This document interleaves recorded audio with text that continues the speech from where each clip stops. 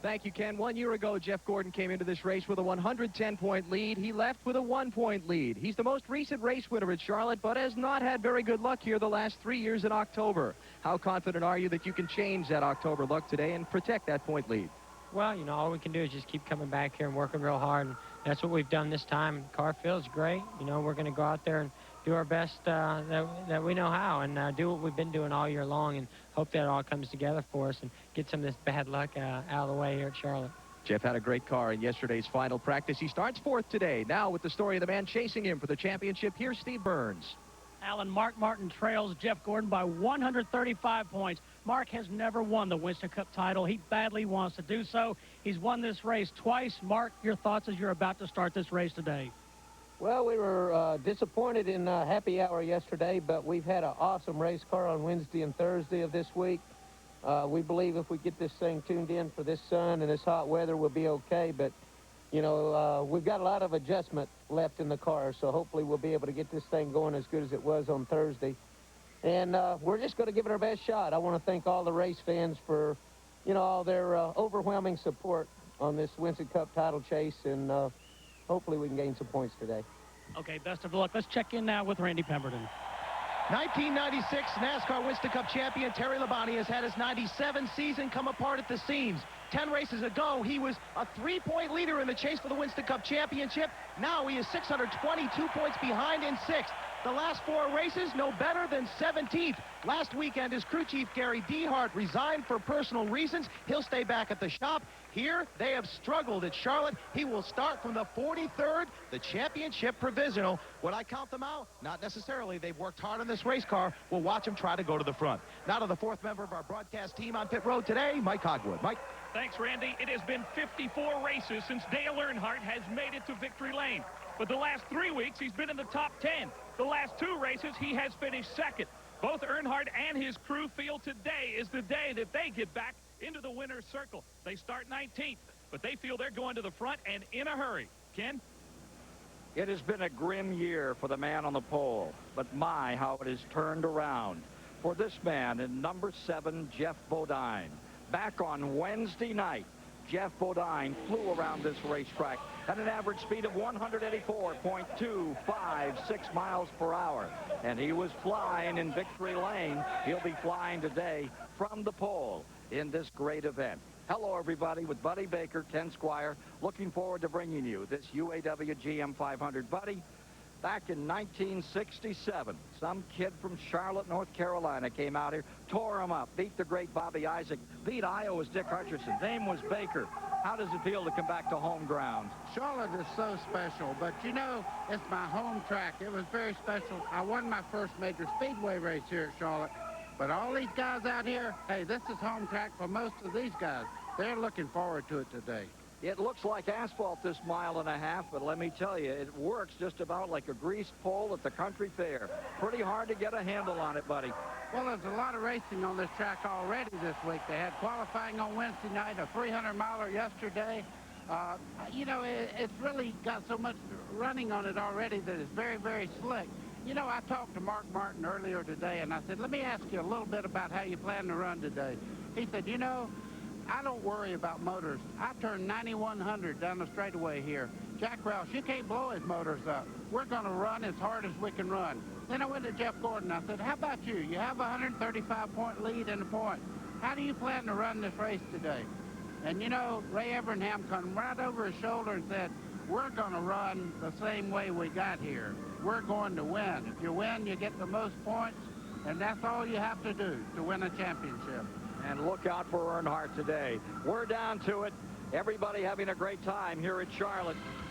A lot of festivity in the infield. Bruton Smith has given the command to fire them up. We're ready to go racing. GM 500. It's drawn the multitudes here to this famed old track. The Charlotte Motor Speedway on this beautiful day. Never looking better. 143,000 in attendance to honor the greatest race drivers in the business, the most competitive fields there are, the stars of the Winston Cup. The weather today, you couldn't ask for better. What a great day to go racing. Temperatures at 76.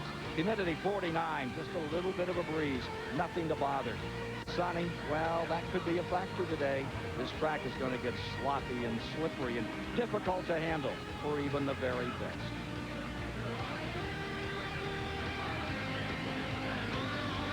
Down pit road they come. 43 strong. The best there are. A look at the Econo Lodge starting grid. The 18th different man to sit on the pole this year, a modern-day record. That's Geoff Bodine from Chemung, New York, the Ford Thunderbird number 7, and Bobby Labonte, last year's pole sitter, alongside. Row 2, two-time winner of this event, Mark Martin, and the current point leader, Jeff Gordon, is there. Row 3, Earnhardt's back. The swagger is in his walk. This could be his day. And alongside 55-year-old Wisconsin Rapids, Wisconsin giant, Dick Trickle. For row 4, Ward Burton and Jeff Purvis. For row 5, Jimmy Spencer and Morgan Shepherd. In row 6, it's Ken Schrader from Missouri. And from the state of Vermont, Kevin LePage. Row 7, Derek Kopus, Spanaway, Washington, and Ted Musgrave. Row 8, Johnny Benson Jr. and Wally Dallenbach Jr. Row 9 is Steve Grissom, the pride of Alabama, and Brett Bodine. Row 10 is the man, the 80 and 86 winner of this event, Earnhardt and Jeff Green. Row 11 is Sterling Marlin, and there's Ricky Rudd alongside. Row 12, John Andretti, the winner at Daytona back in July, and Joe Nemechek. Row 13, Rusty Wallace. He won this event in '88, and Kenny Wallace. Row 14, David Green, Robert Presley. The 15th row is Jeff Burton, who won his 3rd race last week on the half mile at Martinsville, Virginia, and Michael Waltrip flanks him. Row 16, Chad Little, Blake Speed. Row 17, Bill Elliott is there, the 84 and 87 winner, and Rick Wilson. Row 18 is Ernie Irvan, the 93 winner of this event, and Todd Bodine. Row 19, Hutch Strickland, Gary Bradbury. Row 20, Jeremy Mayfield and Kyle Petty, who won the 600 here in May of '87. Then you come to row 21, provisionals, Bobby Hamilton and Ricky Craven from Maine. Back in that 22nd row, the 22nd row, the 43rd position, the defending Winston Cup champion, Texas Terry Labonte. And here are those that failed to qualify for this field. Marcus, young Steve Park, Elliott Sadler, Rick Mast, Greg Sachs, Mike Skinner. And for the first time in 25 years, Darrell Waltrip not in this starting field. This was Darrell walking away with Stevie the other day. They say the longest walk in racing is after you've crashed. No, indeed. This is the longest walk, and it happens to every champion sooner or later. One lap, and we will be racing at the Charlotte Motor Speedway. Hosted awards today, $1.718 million on your AutoZone race analysis. 334 laps, 500 miles the distance. And that record set in '93 by Ernie Irvan at 154.5. Doubtful they're going to break it. We think they're going to break a lot of cars on these concrete barriers before this day is done. In cars for today's race, you're riding with Mark Martin starting 3rd, right in front of him, the pole sitter, Bodine. Here is Geoff Bodine right in behind the pace car. He's at Econo Lodge, QBC Ford up to speed. Here's Kenny Wallace starting back there in that 26th position. Got Bobby Labonte giving you these pictures. He's outside of the front row.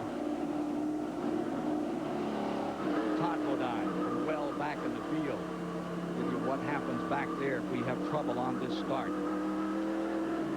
And Jeff Burton, what a story. Jeff Burton has been 3 wins this year. He starts 29th today. But my, didn't he look grand a week ago. On the 18-degree bank, settling down. Seat belts are cinched. We're ready to go racing. That's a 24-degree bank turn right there. But I'll tell you what it is. It feels flat when you're running 200 miles an hour down the straightaway into the corners. Field up to wave them off. The crowd just ready to see this start. Here we are coming to the line. Bodine brings them down. Beautiful start. front straightaway before the green even gets out. Good. Hutch Strickland is around, and so is Ernie Irvan. Right on the start. Somebody had trouble up through the gears. They're clearing. They're away, and the race is on. Caution is out. Yellow coming down, racing back to the line. It's Bodine hustling on the inside to make sure he's still going to start up front.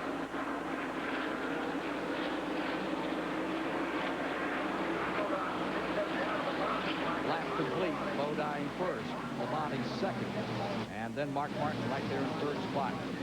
Gordon in fourth. And they blow him at the end of one.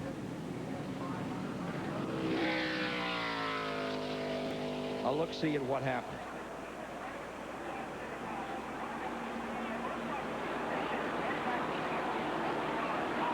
Happens back around Strickland and the car directly behind him. I wouldn't be surprised if that was Jeremy Mayfield who got a piece of that. His front end may be docked. What happens there is you anticipate the start when you're that far back, and everybody's expecting them to accelerate, and they start accelerating as they start off turn 4. The front group did not go until they got right at the flag, so when they got there, they were running like 70, 80 miles an hour, and everybody else was still running 45. Here's the 28, Ernie Irvan, who wanted to change cars yesterday. They had an ignition fire. They tried to change cars. NASCAR said that was not enough of a reason to change in that last hour of practice yesterday, so that's the car in which they qualified. We'll take a quick break and return to Charlotte Motor Speedway. Trouble on the start. We're back with you live at Charlotte, North Carolina, and let's review what happened at the outset of this event, coming down to the flag. Okay, as you can see, Michael Waltrip has already anticipated the start there, and that gets everybody over on the left-hand side there really going at it. As you can see right here, they make contact. Bill Elliott started to go. He realized that the race hadn't started yet. He put on brakes, and everybody else started stacking up behind him. Jeremy Mayfield in 37 got in the back of Hutch Strickland. Strickland got into the 28, and that was the whole part there. Back to green. Working the fourth lap. Sorting them out going down into turn number 1. And there you see the number 90 of Dick Trickle up on the outside of Jeff Gordon. Moving for the lead. Down into the corner. Here comes Bobby Labonte in Joe Gibbs' number 18 making a run. Everybody has said, keep your eye on the Pontiac here. They have good downforce. The racetrack is slick. You can see already Bobby Labonte had made his presence known. Bobby Labonte scoots out in front. Pole sitter a year ago out in front as we work through the 5th lap, now into the 6th lap. Drawing away just a bit. Mark Martin deployed third as they go down the backstretch. You know, a car that's really moved back in the pack is Jeff Gordon. He has really dropped back. He started out right up front, and he's moved all the way back, I guess, into about 10th position. You see Jimmy Spencer going by. Dick Trickle just in front of him there. Down on the inside, you see Jeff Purvis in the 12. That's that white red numeral car. And Jeff Purvis had a great qualifying run in his 3rd start of the year for the Tennessee veteran. He qualified in 8th position. Great run for Purvis. See if it's going to hang in there and stand up. Bobby Labonte, the surprise at the start as he begins to roll it out. Meanwhile, here's Mark Martin down to the inside on Jeff Bodine for 2nd spot. If you want to see a race car really work in the corner, you watch the 6th car of Martin as he goes through there. Right on the bottom of the racetrack, you looking back at Jeff Bodine as they go off the corner. Mark Martin also just behind this group is Dale Jarrett. He's just behind him. That's the car you see sticking his nose out on the right-hand side there. All 3 of these cars. Look at them right on the white line through 3 and 4. Jarrett back and forth in the number 88. Runs this track so well. Won in a Grand National race at the end of the 80s, and that was really his inauguration in the Big Super Speedway racing, and he's looking great this year, fighting for the Winston Cup title. The number 88, Dale Jarrett, tucked right in there and making the go of it at the present time, holding out a 4th spot. And closing, taking it outside, which he rides so well here. You know, Ken, we talked about this yesterday. Jimmy Spencer won the Busch Grand National race by running the high line. He set his car up to run up high, but right now it looks like Dale Jarrett can run either high or low. Bodine really likes to hug that inside, as does Mark Martin in the number 6, currently in second, and Bobby Labonte in that Pontiac. He scored his first career win here at Charlotte a couple of years back, is flying. He won here 2 years ago, set on the pole last year, and the Joe Gibbs Racing team now has an advantage of 1 7/10 seconds. That sounds like a lot, but one little wiggle on the racetrack and everybody's caught up. 10 laps are completed, 334. Let's get an update on one of those cars that was in that altercation at the start, Jeremy Mayfield. Jeremy Mayfield, thank you, Ken. Jeremy's got left front corner damage. They went ahead and cut some sheet metal. They're going to get ready to paste it on there. They're working the sheet metal. Other cars that hit pit road this end got a few tires. Jeremy was 1. He got 4. Ernie Irvin had right rear end damage. They got 4 tires. Hutch Strickland was in for 4. And Kyle Petty came down pit road to check and see if he flat spotted his tires. He did not. He went right back out. Bodine was way at the tail end with Mayfield. They're 41st and 42nd on the field. Back with the leaders another time. Well, as you see, as going down in the corner there, that the 7 car, you're looking out of the back of Bodine's car. Jarrett is trying every way in the world to get by him right now because Mark Martin has opened up about a 15-car length lead. And as you said, Bobby Labonte has moved off to real close to 2 seconds now. Lead over everybody, so everybody better get in gear here. Bobby Labonte will lap the field if they don't get really after him. Yeah, but you don't want to get suckered into chasing the rabbit this early, do you? Oh, yeah. Listen, anymore, every lap is the last lap. Well, he's certainly building on it. It's over 2 seconds between Bobby Labonte and Mark Martin up in front. Battle for third. Here it comes. Dale Jarrett down the inside. Jeff Bodine up high. Jarrett taking the inside move, and he's got it covered. Alan Bestwick can tell us more about that number 24 that seems to be sliding back. No, he's coming forward now. He's all the way back up. So Ken, Jeff just didn't get a good restart when we went back racing. He lost the spot to Dale Jarrett right on the drop of the green flag. He lost another position trying to get his momentum built up. But as Buddy said a minute ago, he's starting to pick his way back toward the front. Nothing wrong with the car at all. And he'll get back up there before too long. He is in 6th at the present time. Running just in front of Ward Burton in the 22. Now with that move around the 22, that'll put him up to 5th as he comes to the stripe. From the Durashine aerial platform, looking at Gordon. Fell back to 10th, now back to 5th.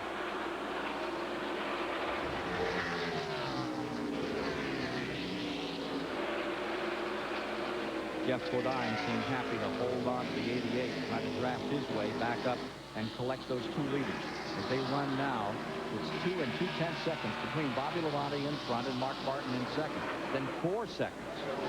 Another 2-second separation back to Jarrett, running with Bodine.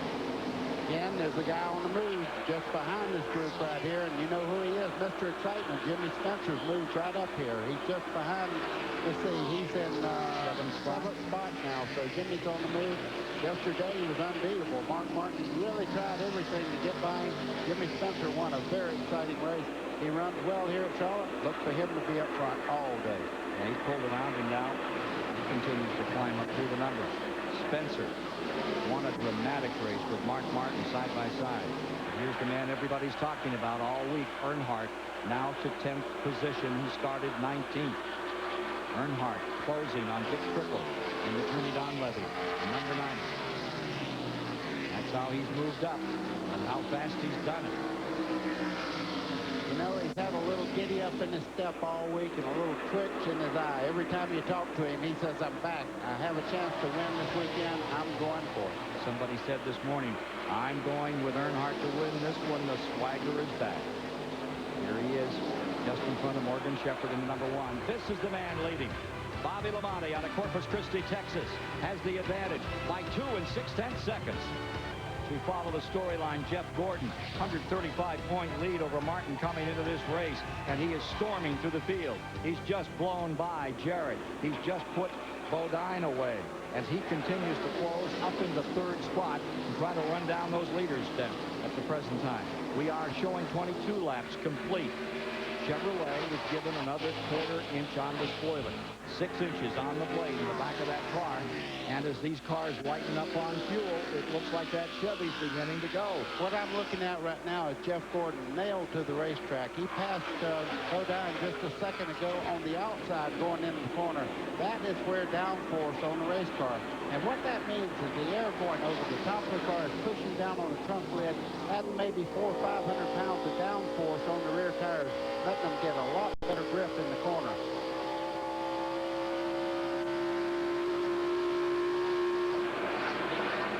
Here's that Gordon, number 24, and here's the Bodine Ford that's set on the pole at 184 miles an hour plus. Meanwhile, here's Earnhardt in the number 3. And he's still having the dickens of a time getting around Dick Trickle. 9th and 10th, respectively, there. Earnhardt, 2 second places in a row, knocking on the door.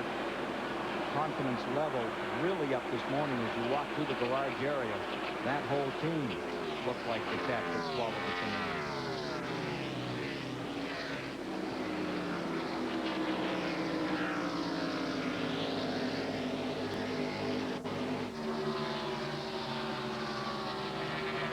Somebody must have made Bobby Labonte mad before this race started. I guarantee you he's checked out. He's in another area code from anybody else. Right now, he's going into turn 3. Mark Martin is at the center part of the back straightaway. He has a huge lead right at the moment. How about 4 seconds? That's the difference between Labonte at the stripe. And Mark Martin closing up. Well, we'll just watch people that are racing each other because Bobby Labonte's taking care of business out front, and these guys are still having a war back here for position. As you see, Dale Jarrett there really putting the heat on Bodine, still trying to get by him. Made a pass a while ago, slipped a little bit. Bodine got back by him and has not been able to take that spot back from him. Look at the grill on Bobby Labonte, huh? Well, that's good downforce, but you also have very little opening on the front of these cars for air to get to the radiator, so hopefully that won't give him a problem. I'm sure he's watching the gauges, and the spotters probably already spotted it on the front of the car and said, okay, keep your eye on the water temperature. If it goes way up, we'll have to do something about it. As long as it runs cool, that's not a problem. It's actually the way you block off a car to qualify. You put stuff over the front so it makes it quicker, but boy, that's a lot of area there covered up. And he picked that up, didn't he? I guarantee you he picked it up. And somebody not hot like dog wrapped. He certainly wouldn't have put that on there to start the race. The number 5 car out here trying to make an impression in this 500. There it is. Terry Labonte from dead last, and Randy can tell us more. I tell you, we talked about how this team has worked this weekend and how they've struggled really in the last 10 races. They've all got smiles on right now. He has gone from 43rd and is creeping inside the top 20 with a pass on the 4 car. Randy Dorton, the acting crew chief down here, has worked on notes. They made phone conversations with Terry last night. These guys are coming around. I told you not to count them out. And I'll tell you what, he's really putting the wood to him right now. Coming up rather nicely. Sure is, up into 20th as he rolls around the Sterling Marlin number 4. Bobby Labonte in front. There may be a trace, just a trace, a telltale of smoke, or maybe some leakage coming out, according to scanner reports on Bobby Labonte, that lead car. Meanwhile, you're watching Terry back here as he drifts up through the field.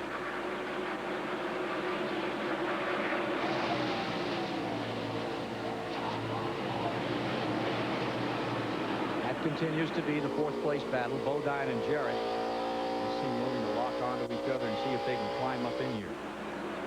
Make any impression on that Pontiac that continues to blow them off. And you've got a Ford in 2nd, and you've got the Chevy of Jeff Gordon in 3rd. Dale going up to the outside.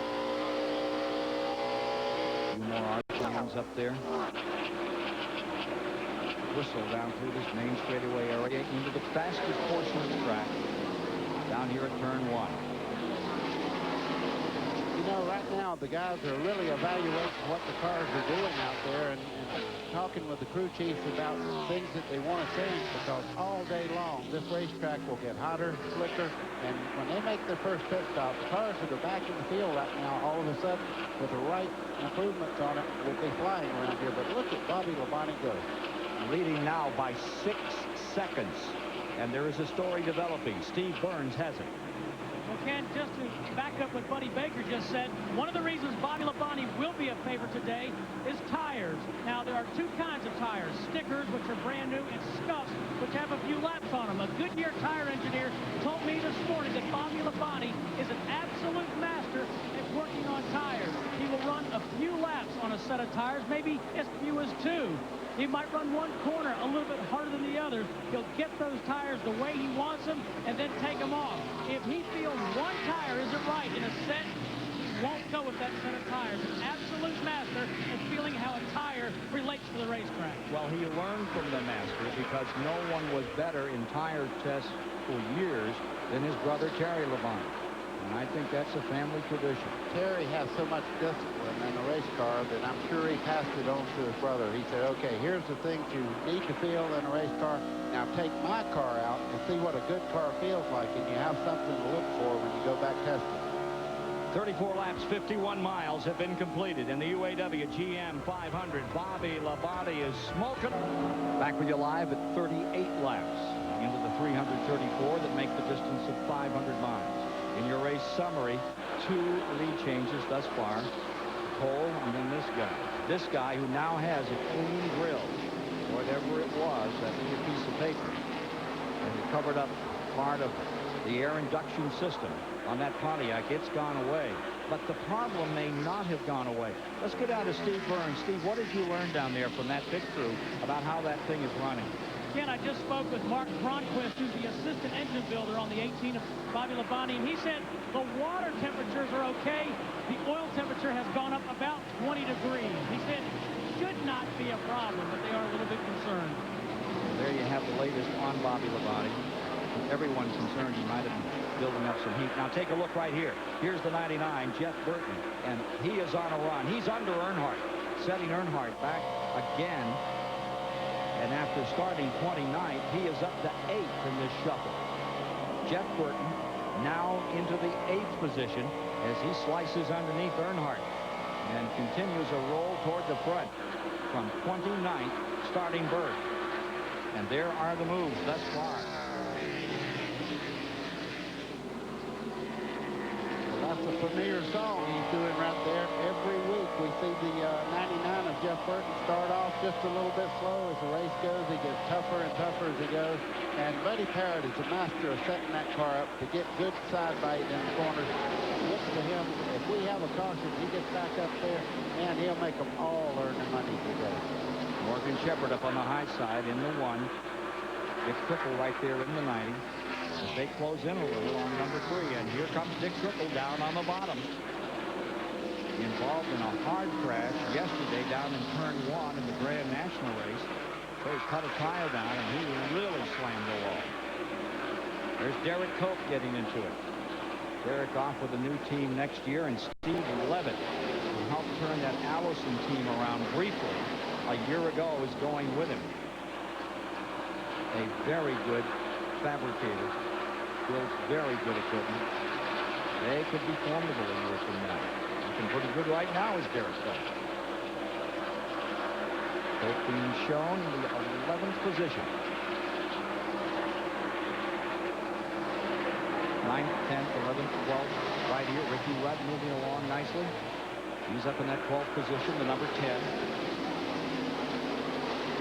I want to welcome you to Charlotte, North Carolina. Hope we have a lot of new viewers enjoying today's race. Yesterday's race was simply sensational. Jimmy Spencer and Mark Martin gave lessons 101 in running side by side, wide open. And there's Jimmy Spencer now closing in on the number 7.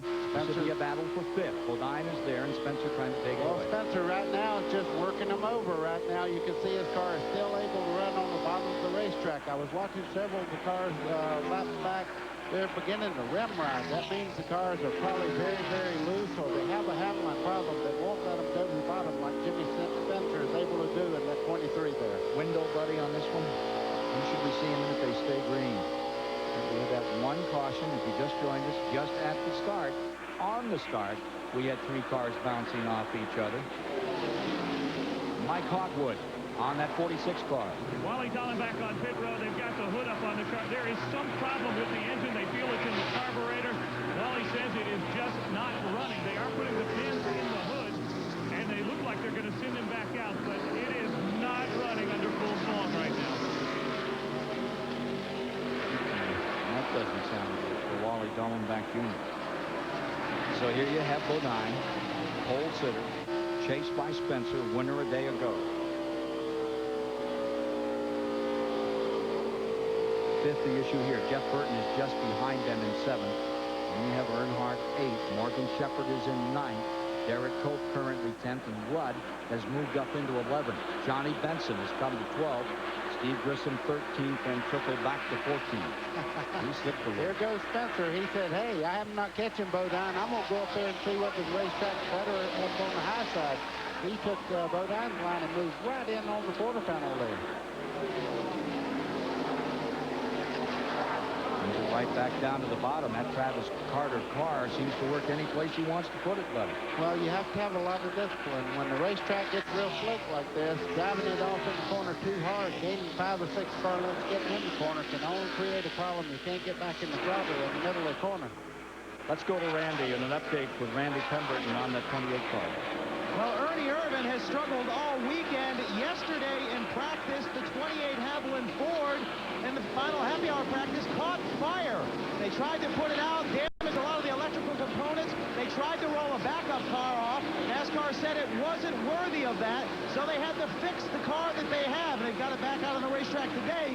Unfortunately, he is struggling badly. He is already a lap down, just a mere 50 laps into this race. I talked to his co-crew chiefs. They said there really isn't a whole lot they can do with it. They'll try and work on it, but Ernie Irvan is struggling here today. Back in 31st position, and you can see the aerodynamics. They've been busted up there. The whole rear deck was torn up. That video you saw was from happy hour yesterday. A chagrined Robert Yates, not very happy with that NASCAR call that said they could not bring the second car out. That fire was not serious enough in the ignition system, and to roll the car in which they qualified today. 31st at the present time. And again, that car was bunted, drop kick on the start. One of 4 involved in that altercation just as they came to the line to take green. 50 laps are now complete. 75 miles are down. 334 the distance in the UAW GM 500 Stadium here in Charlotte Motor Speedway, and here he comes. Just rolling them over. Bobby Labonte. I tell you what, right now, Bobby Labonte, when he guessed on this setup, he hit it directly on what it takes. He's got Rusty Wallace already a lap down. This car is just mowing them down. He takes no time passing. You can see Michael Waltrip on the outside there. He'll be 3 car lengths ahead of him. Watch them when they go down the straightaway here. Basically the same. They run about the same speed down the straightaway. When they hit the corner, Bobby Labonte's car is a rocket ship. Watch this right here. You talk about putting distance on people. That's knocking off a 25th position car. Only 1 caution just at the start, and since then, we're up to 57 laps completed, showing 85.5 miles. Next 10 laps, you may see some guys ducking on the pit road. Rusty got a lap down early here in May, and he stormed back, and he finished in 2nd place in that event. In fact, we're beginning to see some cars in now. Dick Trickle just coming onto pit road. As a general rule, when you go a lap down, you'll come in and adjust on the car, get fresh tires, and try to make some of the deficit up on a car like this. You see Bobby Labonte going down here. That's Kyle Petty just in front of him. He was the quickest in practice yesterday. Alan Bestwick. Dick Trickle's car was out of gas when he came in 58 laps into the event. It stalled for a minute. As soon as they began dumping fuel into it, he fired back up. 4 tires down and away for the Highland Myers team. 87 miles and out of fuel, and Wally Dallenbach out of luck. He's back behind the wall. He'll be a retiree at first. Wally Dallenbach back just to the left of victory lane, working on the car, and I think he may have shut it down for the day. Here's Kyle Petty's number 44, buddy. He's right up in That's what I'm 22nd talking. position. Yesterday, he was the quickest guy by computer on the racetrack, and you can see Bobby Labonte is just mowing him down as they head down into turn 1. He passes down through the dog leg. Well, watch when they get in the corner. This is where that car is awesome. Look at him just pull. 2, 3 car lengths in one corner. Watching Kenny Wallace on pit road. Nemechek has also pitted, as well as Brett Bodine. This all happening at lap 60. Well, Bobby Labonte is certainly having it his way early in the going. I don't know what game Joe Gibbs is watching today, but I'll bet you he's got a monitor and he's looking at this thing and having his fingers crossed. Now, just like I was telling you, Kyle Petty come in. Here comes Rusty Wallace down the pit road. Once you get a lap down, you better get in there and make your stops, even though the leader's still out there. You come in, get fresh tires, you get 2 or 3 laps advantage back, and it really helps. So far, nary a caution. Here's Allen. Rusty Wallace said his car was just all over the racetrack. Both ends of the car skating all over the place. That's why he got a lap down a little while ago. 4 tires for the Miller Lite Ford. Rusty Wallace is down and away. We've got a crash, not a crash, but a spin down here on pit road. Bobby Hamilton going all the way What he around. done, he come in, he's got the first pit there. He come in too hard and overshot the pits, locked the brakes up. It's spun right in front. Jeff Gordon comes down pit road. Hamilton finally gets righted and comes to a halt as Gordon comes in. Bradbury also pitting now. See who else is in here. You asked me what the fuel window was a while ago. It looks like around 62 to 65, yes. Alan Bestwick. Jeff Gordon is in. The Rainbow Warriors going to work. Right side tires already done. So far, a very smooth stop. Topping off the gasoline tank now. Left side tires going on Gordon's Chevrolet. Everybody down and away. No problems at all. Gordon's headed back onto the racetrack. 63 laps now into the race. 20.1 seconds. And there is a 15-second penalty on Bobby Hamilton. After that wild melee when he stopped up here at the very top of pit road. He is the 43rd space. The number 1 space going into turn 1 is Jeff Bodine. Bill Elliott comes into pits. Everybody's beginning to leak into the pits here. You can see the 22 of Wartburg. I wouldn't know right now. It looked like Bobby Labonte is running so effortless, but I'm sure he's getting within 4 or 5 laps of stopping. Randy Pepper. Well, Terry Labonte came in, took on 4 tires, no adjustments, likes the race car. He's back out. Earnhardt on pit road. Elliott back out here trying to retrieve some distance. Jeff Gordon. We may get a penalty here. Too fast on the exit. Hey, let's get back on pit road and see what that's all about. Alan Bestwick.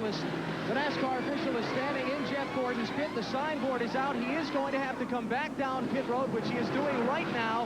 He will have to stop completely in his pit, go back on the racetrack. Tremendously costly for Jeff Gordon. Here he comes, the NASCAR Winston Cup Championship leader rolling to a stop right now. Keeps the engine revved up, gets the signal to go. And the penalty is assessed to Jeff Gordon. He heads back onto the racetrack. Meanwhile, the 18, that Pontiac gets it flowed. And onto pit road comes your leader. Here's Steve Burns.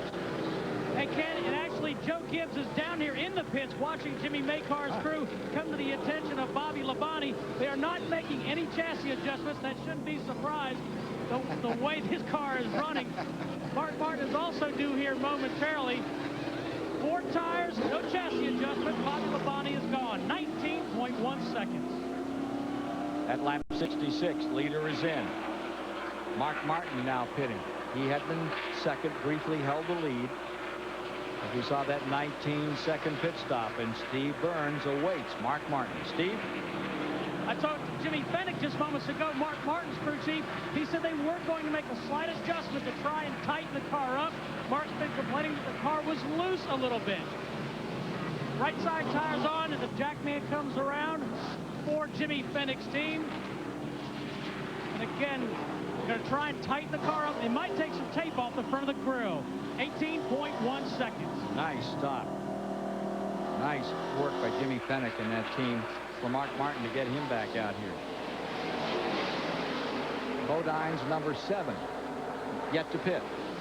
Well, he's stretching it out there, and you never know, it may pay off later on to do that. Here's the 12 car of Jeff Purvis that qualified in 8th. Great run for him.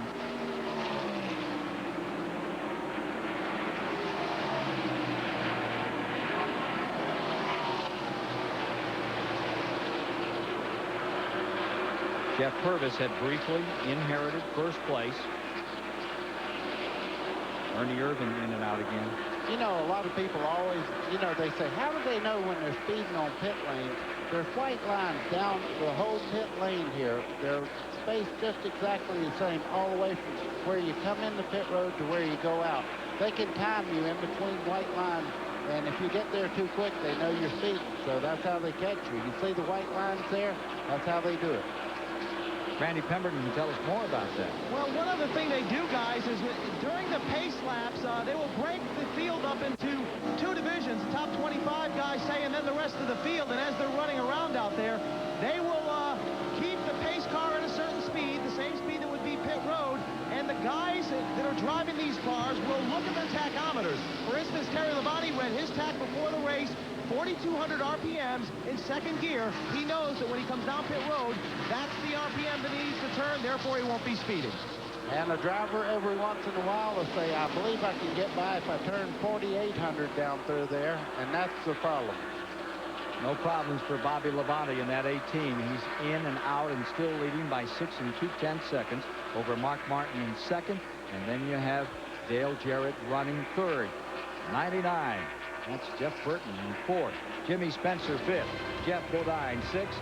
Earnhardt is seventh. Terry Labonte is up to eighth from 43rd, followed by Schrader. Bobby Labonte after a stop-and-go penalty here. Here's the man that's out in front. Bobby Labonte has a 5 9/10 second advantage.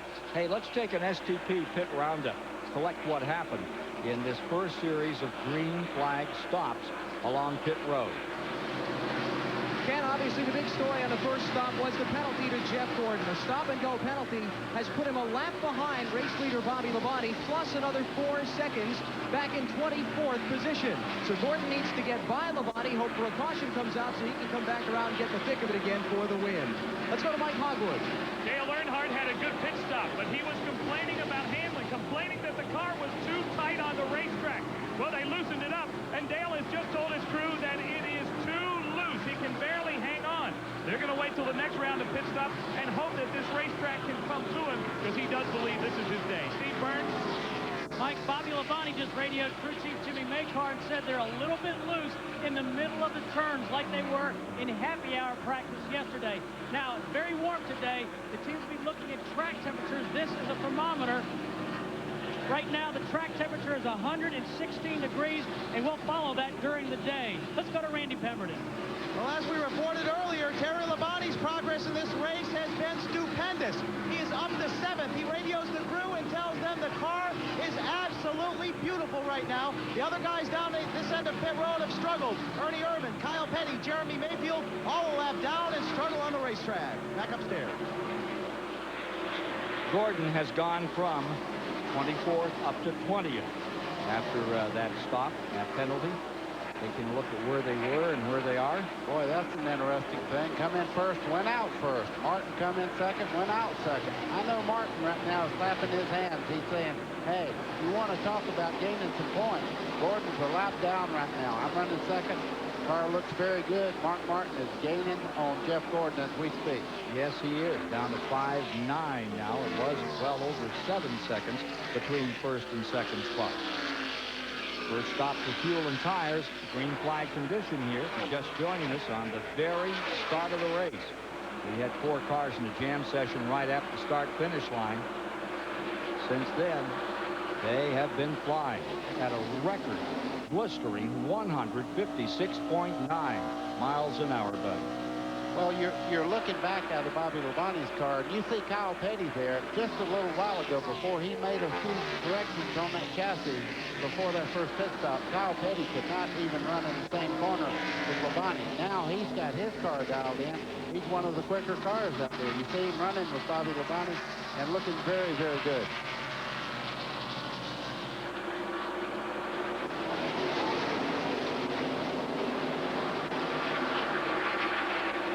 Well, that leads pop back up to 6 5/10 seconds now. Yeah, down to 5.7. I guess in traffic he found the hole. You'll get weary looking at that because Bobby Labonte has such a lead right now. He's being very cautious when he passes cars to lap them. You see him going by Wally Dallenbach on the bottom there, the 46 car.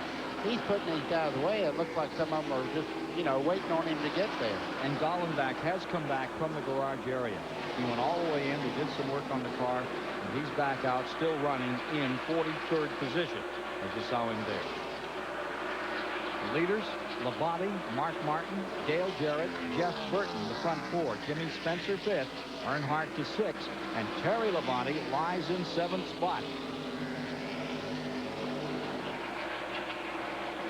I just noticed Robert Presley takes the 77 car to the garage area. He must have a problem they don't feel that they can fix because he's headed to the garage area. Average speed at 157 miles an hour as Bobby Labonte continues to clip this field. Only 13 cars are now left on the lead lap. That's a big advantage that Bobby Labonte has put down. Yeah, you can see him there. That's Todd Bodine for you guys that hadn't got a chance to see the new car that he's going to race next year. He's right behind Bobby Labonte there in the Tabasco car. 4 lead changes. Cautions, just one. Very beginning. Took 3 laps to sort it out and get them restarted. And it's been Bobby Labonte since the beginning. 77 laps. The only other leader in the event. That number 7 car that's set on the pole, Jeff Bodine. And there he is.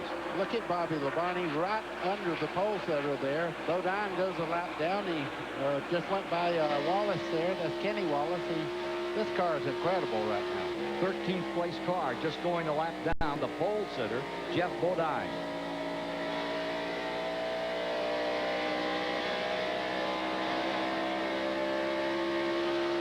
What a shot. You can see every bit of you look at the spring movement as he starts in the corner. The right side is almost dragging the pavement. Pontiac has the most rear spoiler and most front spoiler of any car on the racetrack. And right now, downforce is really paying off for the Pontiac. Well, we said he was out again. Now he's in again. Now he's out again. Wally Gollenbach back to the garage area another time. And we're watching number 7, the pole sitter. Bodine is also here. He is ready to lap the 10th place car. He has lapped Benson when he was running 13th. He lapped Elliott. And now he is up here after Grissom. He has taken Kyle Petty. And he just is decimating this field. Let's go down to that pit area of Bobby Labonte and talk to the proud owner. And that's Joe Gibbs, Ken.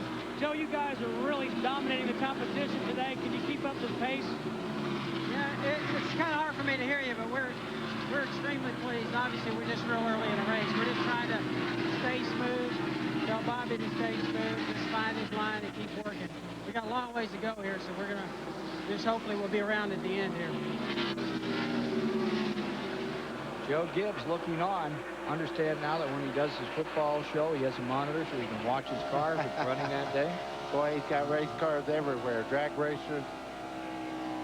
And his new addition, we got to watch Tony Stewart yesterday in the 300 here at Charlotte. Believe you me, boys, it's not going to be long for that guy's marquee. He's for real. 3rd place in just a whale of a race. Well, right now, Bobby Labonte is exerting the kind of pressure. The 95 600 winner here is, well, he's up to take out, let's see, roll by Grissom. He's after Ricky Rudd right now. Mike Hogwood has a report to file. Jeff Bodine has gone a lap down. He has also come on pit road. They've tried several adjustments to try to get that 7 car to handle. Nothing seems to work. Now Jeff radios his crew. He thinks he has a right front shock that's gone bad. It's been a tough day so far for the number 17 with Jeff Bodine. Average speed at 159 miles an hour. That's way over the record. Here at 159.6 at the present time with Bobby Labonte setting this torrid pace here today. Records being broken every 10 laps by the Joe Gibbs team and Bobby Labonte in his 153rd start. It looks like he's just cruising toward a 5th win. But you know how those things go, buddy. Let me tell you, we've watched enough racing, you and I, Ken, over the years. Just a big lead means absolutely nothing, but the car is so good. But look at Kenny Schrader right here and Ricky Rudd as they go at it. There's racing going on the racetrack. Bobby Labonte just has his car a little bit better than everybody right now, and it makes all you have to have is just that little bit. Talking about the 7 car and the shock going bad, what that is, it's like riding a pogo stick. When that shock lets that spring just jump up and down. The front of the car just is almost uncontrollable. Ricky Rudd, the 9th place car, coming by, having no problem. Alan Bestwick can give us an update on the number 2 car out there this afternoon, Rusty Wallace. Well, Ken, at our happy hour show yesterday afternoon from here in Charlotte, Rusty Wallace told us he had a great race car. He thought he was going to be very much a factor to win. Then in the opening run of this race, before the first pit stop, his car was skating all over the racetrack. He couldn't keep up. He fell a lap down to the race leader early. Obviously now a lot of people are a lap down. On this set of tires, Rusty says he's much better.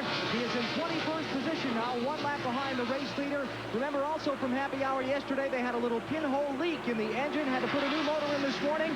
Rusty says this engine is just as good, and that part of the race car is fine. It's shocking how well Bobby Labonte's Pontiac is putting it on him. The last time we saw a Pontiac in victory lane, you go back a whole year to Phoenix, Arizona with Bobby Hamilton driving for Richard Petty. Been a while. Oh, it has that, but Bobby Hamilton on that particular day looked like what we're looking at now with Bobby Labonte doing to the field. You can see Bobby right now. I mean, he's absolutely mowing them down high up on the racetrack there. Next corner, he'll pass him on the bottom. He does not care. The car is perfect, high or low. And here he is up on that 9th place car, Ricky Rudd, the number 10. And the green Interstate car is up there for a shot at lapping the 9th place car as we come to the 100th lap. We haven't seen this kind of domination since Crazy Horse decided to pay a call on General Custer. I'll tell you what, talking about a crazy horse, that Pontiac is a crazy horse.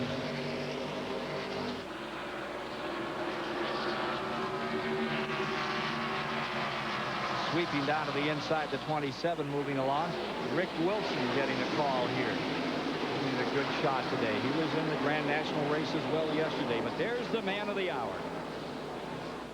Hey, race fans, Budweiser asks, who won? October 9th, 1990.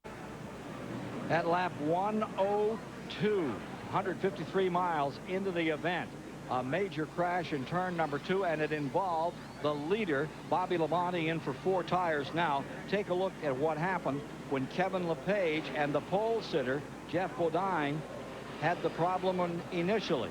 There they are up against the wall. That's LePage in the 91 down to the bottom. And now we start collecting cars hard on the binders, and they say that pole 4th turn was all oil, buddy. Yeah, I think Kevin LePage may have had engine problems. As you can see there, everybody's just doing the best they can. Cars sliding everywhere. That's Bobby Labonte there coming across the racetrack, the race leader. Oh, there it is. Ricky Rudd got into the back of the 8 of Strickland. That's where the oil come from. That's probably an oil cooler they busted on the front of the 10 car when Bobby got sideways there. But that 7 and the LePage car had already gotten trouble up in the wall when that one happened. They may have put the oil down right there that collected the rest. Riding with Bodine.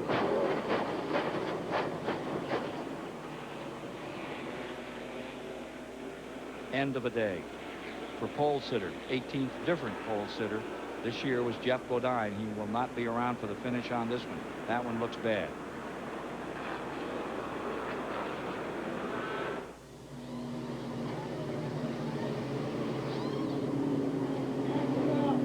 Bodine motioning. Wants some help there. He may try to get it back out and go for some points. Such a great weekend started on Wednesday. Another look.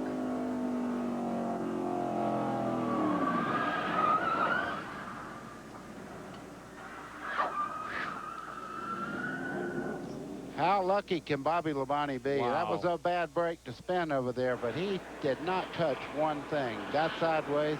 He's waiting for the pit road. Now Bobby Labonte is coming in the pits as we watch these guys go around here. Ricky Rudd out of it, and let's find out what the story is there. Ricky Rudd's car pulled behind the wall, obviously absolutely mangled. Ricky, are you okay, first of all?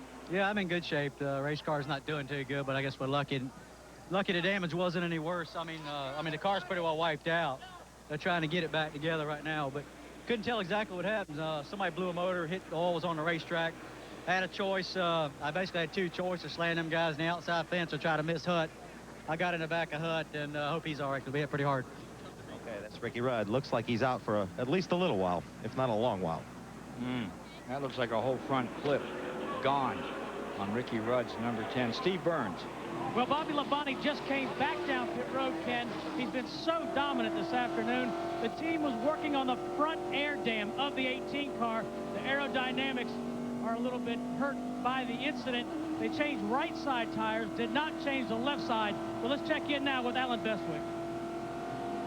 One of the key points of this caution flag coming out of the timing of it, Steve, the fact that Jeff Burton got by Bobby Labonte when he spun, came around and beat the driver that took over the lead to the caution flag. And so Jeff Gordon, I should say, not Jeff Burton, Jeff Gordon is now back in the lead lap, recovered from the penalty of earlier in the race, and Gordon is back in the thick of things. You need that kind of luck when you're trying to win a championship. And Bobby Labonte is pitting another time. He's back to 15th position. Really flat spotted those tires. Now here he is in for a second time, easing the number 18 down. Well, you want to know what it looks like when you lock the brakes up and never get off the brakes. That run right through the cords and right into the inner tire there, blowing the outside tire. But you noticed he didn't get up in the wall. He held that car straight down, let it slide till it gets stopped. He lost his tires, but hey, he didn't tear his car up that bad. So at 107, who's the leader? This man's the leader. Mark Martin now takes command. He'll have Dale Jarrett in second, Jeff Burton in third, Earnhardt to fourth, Kyle Petty in fifth when we resume. Good lap 108 of the UAW GM 500 here at the Charlotte Motor Speedway. Randy Pemberton can pin down exactly where this altercation in turn 2 began. Randy? Well, they believe it started with David Green's Caterpillar car. They had the rear end cap came off of the axle, and that spewed a little grease on the racetrack. Several cars involved. Jeff Bodine, you're one of them. Are you okay? Did you say a little grease?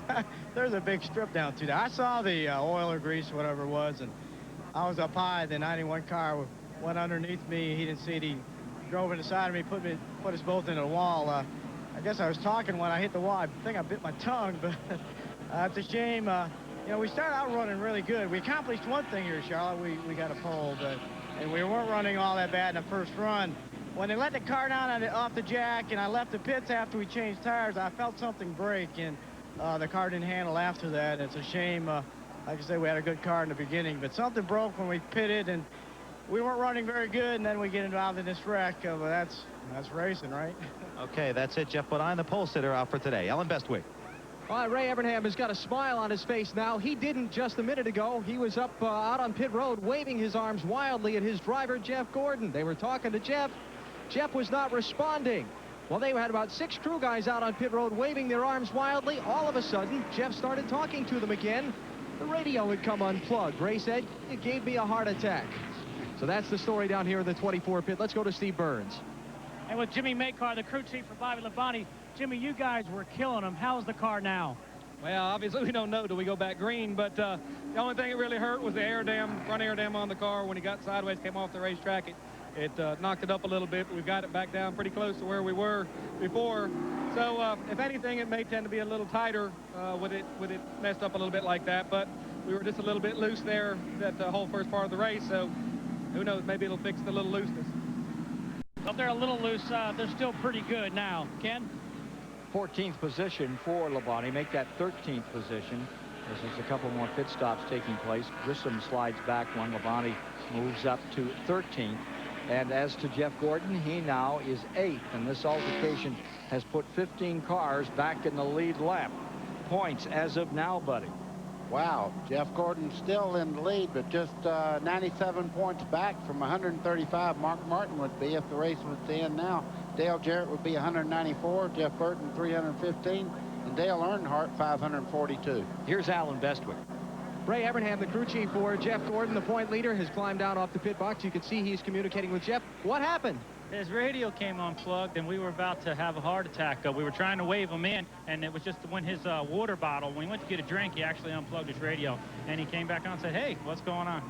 You're back on the lead lap now, back in contention. Was that a big relief? Yeah, it really is. You know, I mean, I don't know. I would love to know exactly. Sometime I think they should take the crew chiefs up and show us how it's done. You know, when you're racing for $1 or $2 million, it's hard to judge off of somebody that's running a stopwatch by hand. And I'd really like to know how they do that so we could understand it. Ray Abraham, Jeff Gordon's crew chief. Let's go to Randy Pemberton. Well, Jimmy Spencer has just come from the infield care center, of course, standing in front of his battered race car. Jimmy, are you okay? I'm fine. You know, I just really feel bad. You know, my whole race team worked really hard, and Donnie and the crew fed me a great race car again, and we've had a great race car so many times this year, and I don't know if it's luck or whatever. We're in the wrong place at the wrong time, and took us out of the top 5 finish today, and maybe an opportunity to win. But Camel team's strong. We're Winston next year, no bull. Maybe that'll change our luck, but hopefully Gary Scelzi, he can uphold the Winston banner today in drag race. Of course, Jimmy Spencer, the winner of the bumper-to-bumper 300 Busch Grand National race here yesterday, but he's not going to win one today. Guys? 5th DNF did not finish for Jimmy Spencer. If he can't get back in this thing, it looks like that's going to be the case. Working on Schrader's number 3. Welded together to protect the driver in the cockpit. Charlie Longenstein is the shop manager for the Richard Petty driving experience, and these chassis are so important. We see some heavy collisions on race day. That's absolutely correct, Steve. Every one of these welds we look after. We treat them like a little baby. There's probably 1,500 of them in this whole vehicle, so that's where ESAB comes in. A lot of technology of what we're doing here will filter over to the automotive industry on what you're driving down the highway on Monday morning.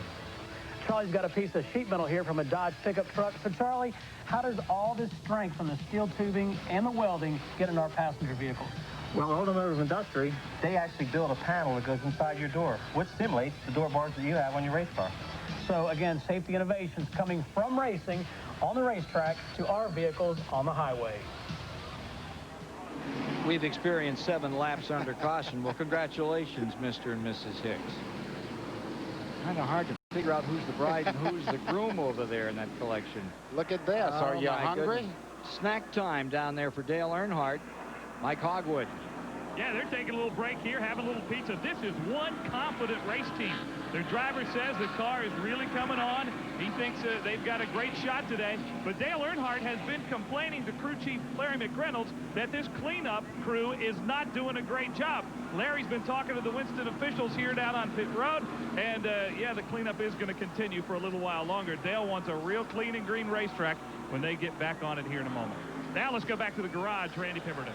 Another of those involved in the wreck out there. Hut Strickland, you've come from the infield care center. You say you're okay, but you felt like a pinball in a pinball game out there. Well, it really did. Right from the start of the race, seemed like, you know, just one of them deals. You know, we got caught up in a thing earlier on, and, you know, right from the start, or actually before things started, and then, you know, we played catch up all day, and just, I don't know what happened out there. I guess somebody lost some rear end grease or something going in turn 1, and, you know, we saw it, thought we had it missed, and somebody come there and caught us from behind. But, you know, we just wasn't having a good day with this Circuit City Ford. We kept struggling along there, and, you know, I just hate it for everybody at Circuit City and everybody at Kendall Oil. They, you know, really stood behind us this year through thick and thin, and we felt like we had a good run, or was going to have a good run today. It just wasn't meant to be. Okay, done for the day. Steve Burns. And with Jimmy Fennick, Mark Martin's crew chief, these guys are trying to win the race, trying to win the Winston Cup Championship. Jimmy, what does Mark say about the car at this point in the race? Nothing right now. It's kind of early. You know, we started out a little bit through. We made adjustment, got a little bit tight, so we went back. You know, it's early right now, but we'll see, you know, if we can get it just right. Okay, Jimmy, back upstairs. 173 miles now in the books. Here's Mark Martin leading. Look at the top 10. Musgrave up in there. Michael Waltrip in 9th position, carrying those Wood Brothers colors of old. Look in 5th spot, Kyle Petty. We watched him get lapped on the racetrack. He made that lap up and is now back in the contention. And the one to watch, everybody says, is Earnhardt in the number 2. He's got the old smile back. Number 3 is tough anywhere it goes. And, you know, I was a little bit hungry until I seen that boy eating that pizza. He kind of stabbed it. And there is that number 3 of Dale Earnhardt settling down in 4th position to run down Martin Jarrett Burton if he's going to take the lead. How would you describe the Charlotte Motor Speedway? That's what we asked Mark Martin, and this is what he told us. It's almost the ultimate Charlotte Motor Speedway is one of the finest racetracks to drive on that you could possibly race. The first time I came here in 1981, I was 22 years old, and I had virtually almost no experience on a super speedway, and it felt like running a local half mile, only faster. It just feels good. I mean, this is a nice racetrack. It's a nice facility.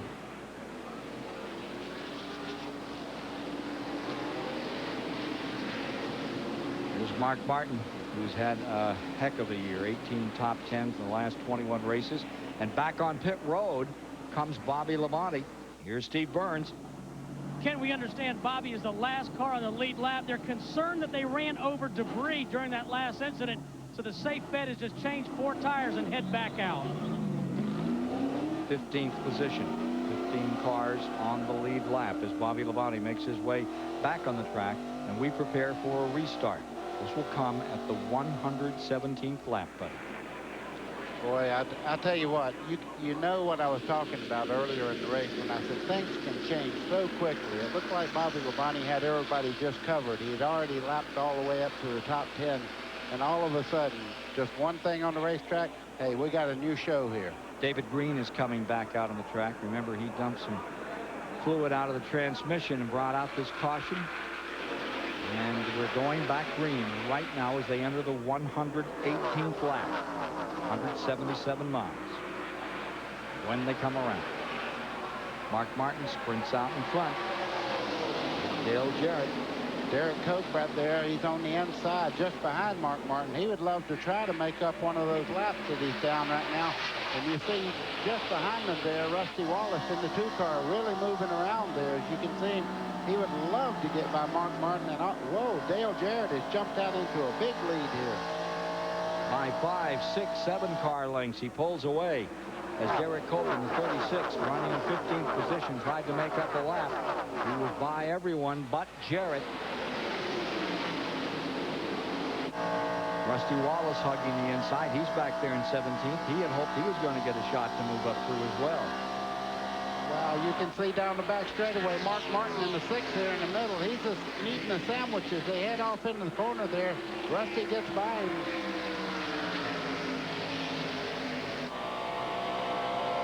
Here's Rusty trying to make amends with that number 2 Ford. And in that first 100 laps, it was not running like he wanted. Here he comes trying to get it back into this race. Needs to make up a lap. From the rear, the 18 begins to ramble. Steve Burns has words on that leader, number 88, Dale Jarrett.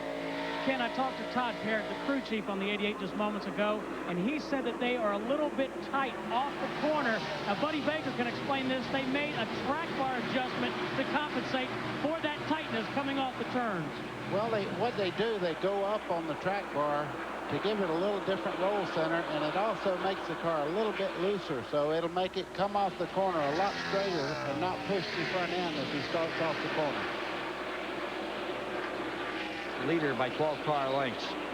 Battle for 5th right here. Terry Labonte. Earnhardt just in front of him. And just behind Terry Labonte comes Jeff Gordon. You can see Jeff Gordon really running well down the straightaway. He's a little bit quicker than Terry, it seems, on the straightaway. You see him hanging right on the back bumper as they go through the corner. Meanwhile, the guy that was leading the race, Bobby Labonte, who has come up from 15th spot, he is scrambling to move back up and catch those leaders. Here he is under Ricky Craven. He's just passed Michael Waltrip, who's in that lead lap. Bobby Labonte now in 12th as he put 21 a position back. Ricky Craven is running the lap down. You know, they worked on the front of this car. It kept the front valence back a little bit, but Bobby Labonte's car looks just as strong as before the accident, so he didn't do that much damage to the front of the car. It looks like it has good downforce yet. Here he comes, streaking down to the bottom of the track, and he is underneath Musgrave. And that's going to bring him up into 11th position. He's coming after Grissom next for 10th position, the number 41, the white green numeraled automobile. Going into turn 1. first time today that Bobby Labonte has had to struggle up through the field, running heavy traffic. Grissom holds him off, stays in 10th. Bobby comes back after him. Well, you can see Musgrave driving very hard down in there just behind Bobby Labonte. Bobby Labonte actually got the car down below the white line. That's how good it's working. Right now he's being very patient, but look how fast that car is. He goes to the outside there on Grissom. Watch in the corner here. He just goes right on, pulls 1-2 car lengths on anybody in the middle part of the corner. He's going to end up in a box up there right now on that high side. Michael Waltrip thinking whether the RCA car, Andretti, liking that high line today, staying out there. The 22 car is the next one to pass. Look at the battle for the lead here. Jeff Burton has moved right up on Dale Jarrett down the front straightaway as they head down the first turn. It looks like Burton, he's going in the corner. He's taking the lead. Looking for win number 4 this year. Jeff Burton scoots down to the bottom. What they were talking about with Dale Jarrett's handling problem certainly demonstrated there. Yeah, and just behind them, Rusty Wallace has moved in here. He wants that lap back. He's fighting to get back in that lead lap. This car is running much better. Mark Martin there joins in the fight. Rusty Wallace trying to close it up.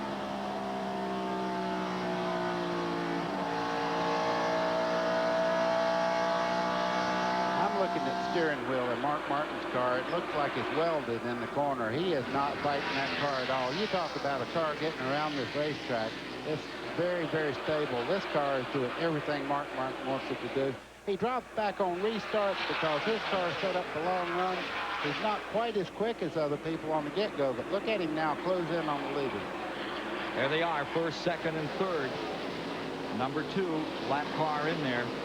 Here's Rusty Wallace trying to get back to the lead lap. And Bobby Labonte continues to circulate and try to move his way up through this field. He is past Grissom. He is past, or is closed on Burton in the 22 right now. Almost had him as he went into the corner. Now he's at a far into the racetrack in turn 3. And there goes that 22 down to the inside. Chad Little mixing it up with him there. 3 Pontiacs dueling it out there. The 22 is your 9th place car. Ward Burton. And in 10th is Bobby Labonte. We'll take a break and rejoin the action here at the Charlotte Motor Speedway. In the UAW GM 500 is Bobby Labonte. Well, what a situation we have here. Number 99, Jeff Burton is out in front. Dale Jarrett finds himself second. Martin third. And Kyle Petty, buddy, up into that 4th spot with Earnhardt fifth. You're exactly right. Kyle Petty looks like he was shot out of a rocket. He just took off, and all of a sudden he started dropping back a little bit. But right now he's in the same straightaway with the leaders and running a very comfortable 4th. Randy Pemberton has more. First, let's document how he got his lap back. He was 1 lap down when that wreck occurred. He was able to make up 15 car lengths, get by Bobby Labonte, race back to the start-finish line. Kyle Petty back on the lead lap. Beyond that, I talked to crew chief Bobby Kennedy and asked him if they had made any adjustments in the car today. Just a little bit of wedge to take out some looseness for the 44 Hot Wheels car. One thing that Kyle Petty may have an advantage here at Charlotte is the fact that these tires are the same exact tires that they ran at Dover. If you race fans watched the race 2 weeks ago at Dover, Kyle Petty absolutely killed them. When the race pace slows down and the track gets a little bit sloppy, they got to get out of the gas a little bit early. Kyle Petty sets the car in the corner and comes off hard. And I'll tell you what, this racetrack's coming to him. He's going to the front. There's Kyle Petty. There's 4th spot. Earnhardt's just behind him. By the way, Jeff Gordon is in 6th. Now in 7th is Terry Labonte in the number 5. And up to 8 comes Bobby Labonte. He has passed Ward Burton. And Benson also went by Ward, who slipped back into the 9th position. Well, Wally Dallenbach's been out for 2 more laps, and he's back in again. So There's that 18 trying to close up on his brother. Look at this. Dale Jarrett's running Burton back down there. The 99 is Burton as they head down in turn 3. I believe Jarrett's car is really working well on old tires. You see him right there. He moved right up on the back bumper there as they come out of turn 4. What has been lost has been regained for Dale Jarrett in the 88. He had to surrender the front position for a while. Yeah, but the bad news messenger sitting right there behind them. Look at Mark Martin move in here. He's running these guys down from a 15-car deficit now to make it down to about 4 car lengths. He is having such a phenomenal run, Mark Martin, at the present time. Here's the 88, back on the inside. Dale Jarrett taking first place as they work toward the end of lap 140. Here comes Mark Martin on the inside, passing Burton and moving right up on the back bumper of Jarrett as they head down into turn 1. So Burton back to third. Kyle Petty stays fourth, Earnhardt fifth, Gordon sixth, Terry Labonte seventh, Bobby Labonte in eighth, Johnny Benson ninth, and Ward Burton in 10th. Grissom now falling to 11th. Mark Martin, there's their leader, 6th thus far. Lead changes 8th, couple of cautions. Major wreck here in turn number 2 that took nearly 10 laps to clean up. Fastest lap at a 177, buddy. Whoa. You know, we were talking just a little while ago about the 2-car of Rusty Wallace trying to get his lap back. Well, he was right up against the leaders, but as they go along, he seems to be fading back. One car that is not is running right there with him is Dale Earnhardt. He's really picking them up and putting them down right now. Take a look at that Dale Jarrett out in front. His dad, Ned Jarrett, has said this kid is a much better race driver than I ever dreamed of being because he is such a great athlete. He's taken a lot of bad along with a lot of good because of his name, but he's proven he's his own man. He sure has. Third in the Winston Cup points, fighting with Mark Martin back there in second and third, and both of them closing up on Jeff Gordon this afternoon. It makes you wonder when you read the paper. We read that we felt that the Chevrolets were going to have an advantage. If they have it, they're not showing it right now because the first 3 cars are Ford. The one that had the advantage early and dominated for those first 100 laps was the Pontiac. If you're just joining us, it was all Bobby Labonte by as much as 7.5, 8 seconds. And despite all the talk regarding the added quarter-inch of spoiler for the Chevrolets, only 1 lap today has been led by a Chevy buddy. Look at Mark Martin going into the lead, going down in the corner there. He is hooked up. By the way, that 1 lap was Jeff Purvis, and that was in an exchange of pit stops. I want you to look, though, just look at the 3 Fords there and look right on the back quarter panel there. Kyle Petty has run these guys down in the Pontiac. Ford front 3, and there's the Hot Wheels Pontiac. Sure are hot right now. Kyle is closing ground, moving in on the front 3. We're at lap number 144 of the UAW GM 500. We've covered 216 miles. There's 284 to go to decide it. 149 laps complete, working 150 of the UAW GM 500 Charlotte Motor Speedway. 140,000 folks are here today, plus enjoying a beautiful afternoon in North Carolina and a race that's been dominated by a surprise. Big surprise in the early going. Bobby Labonte for Joe Gibbs, the Pontiac out in front. But now it's Mark Martin with the lead after a several car jam session up in turn number 2. Turned this race around, has made Bobby Labonte fight his way back to the field, which he is doing. He is currently being shown in 7th spot. He's run down his brother. Terry passed him, picked up another spot, and he's closing on Gordon. Meanwhile, in the pits, this report from Alan Bestwick. Ken, let's talk about Jeff Gordon for a minute, just to kind of go back and recap some of the stories we did at the top of the race. Jeff Gordon, the point leader, up by 135 coming into the event. Got a stop-and-go penalty for speeding, leaving pit road on his first green flag stop. He lost a lap, made it up when Bobby Labonte crashed at lap number 104. He is 6th right now as there's caution on the racetrack. Caution indeed after John Andretti went high up here in turn number 3, slid along the wall. Oh, he hit the wall pretty hard, and you see Jeff Purvis there. He has a lot of damage to the right side. He got in the wall also. So that would be the third caution of the day. You can see why he got in there. The rear spoiler on that car is missing on the right-hand side. I would speculate that he probably knocked it off when he hit the wall. When he hit the wall? That's the reason we're under caution right now. Third caution, maybe some debris up there, as a couple of cars whale the concrete in turn number 4 in lap number 150. Under yellow, this will bunch them all back up. This is a big advantage for Bobby Labonte as he continues his charge back up the hill and into this fight with Martin first, Jarrett second, Petty third, Jeff Burton in fourth, Earnhardt fifth, Gordon sixth, and then Bobby, who, as we just mentioned, passed his brother Terry. Kyle Petty is the man of the hour, however. That Pontiac he's running is in the third spot. He hasn't won since the spring of '95 at Dover. And as Buddy Baker was saying, he's having a whale of a day. He is that. The king, boy, I tell you what, that apple didn't fall far from the tree. A lot of people wrote him off, but everybody deep in the that know racing like we do knows this boy can drive. Here's Randy. Kyle Petty came screaming in the pits. He missed it, had to back up. Tire changers going to work. Travis Block on the front. Craig Lung on the rear. He's going to take a half around to wedge out Kyle down the way. Mike Hogwood. Mark Martin, leader, is in the pits. They are going 4 tires and fuel, and they are going to change the setup just a bit, going back to their original setup. Mark says the car is almost perfect.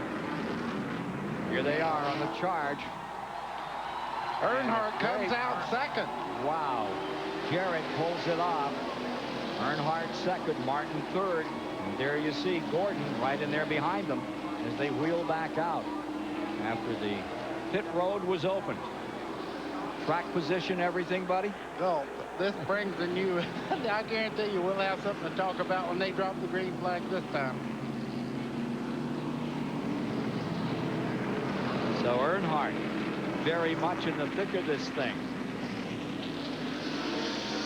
Never a good qualifier, but when it comes to racing, it says it all. 7-time Winston Cup champion. But it's been a while, 54, since he's tasted victory.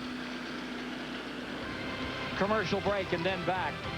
Ready to resume the UAW GM 500 here in Charlotte.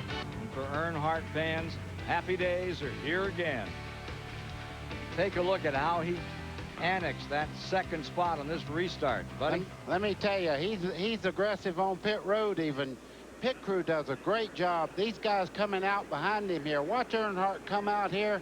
He just takes over second spot. You see Dale Jarrett going by. He just pulls right over on Martin there and takes that spot.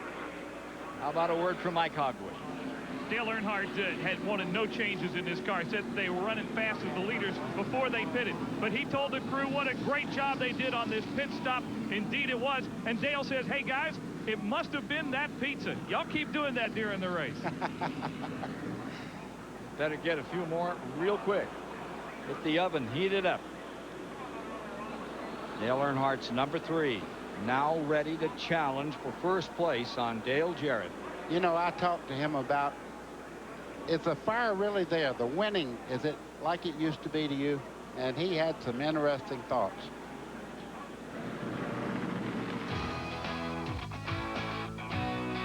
I'm just as excited for the excitement of it, to be close to winning again, or the opportunity to win again. You know the next race could be your race.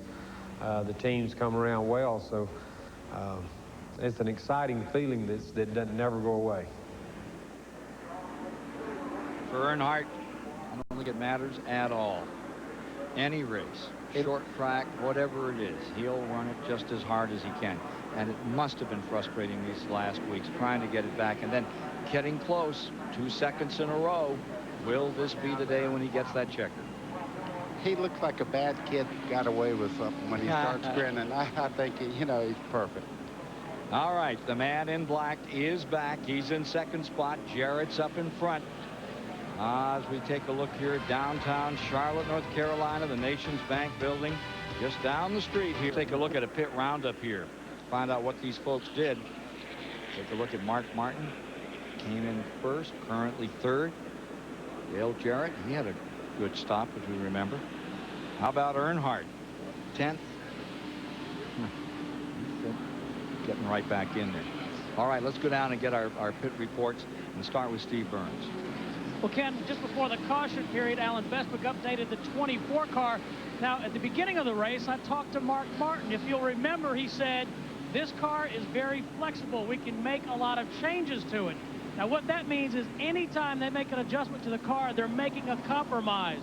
Well, they made an adjustment on the last pit stop. Now they're back to their original setup. So again, the 6 car doing a good job of adapting to the track conditions. And I believe Randy has an update on Terry Labonte. Well, we talked about Terry Labonte's dismal season to date, but not today. After starting 43rd, he has made a hard charge to the front of this field. He is currently 7th. On the first few pit stops, they made very few adjustments. Now they're just really tweaking the car. The last pit stop for Terry Labonte, a pound out of each the right rear and left rear, trying to correct a loose problem. If they don't get it with that, they're going to go ahead and drop the track bar that Buddy Baker was talking about early. Maybe that'll get them to the front. Now to Mike Hogwood. Well, we told you about Dale Earnhardt running second right now. He started 19th in this race. The crew has made adjustments on every pit stop. Dale says he thinks they've got it. He thinks the track has come to him. Watch out for the Intimidator, the man in black. He is ready to race here at Charlotte. Jarrett, Earnhardt, Martin, Gordon, front 4. Jeff Burton in for 5th. Kyle Petty, 6th. There's that Amoco mid-race report. 6 leaders thus far in the event. 10 lead changes and the speed down to 135, well off the record. They were over the record for a considerable amount of time, and now they're well away from that 1993 mark of Ernie Irvan at 154.5 miles an hour. Some of the victims of this race will take one more break, and then I think we're ready for some green flag racing here at the UAW GM 500.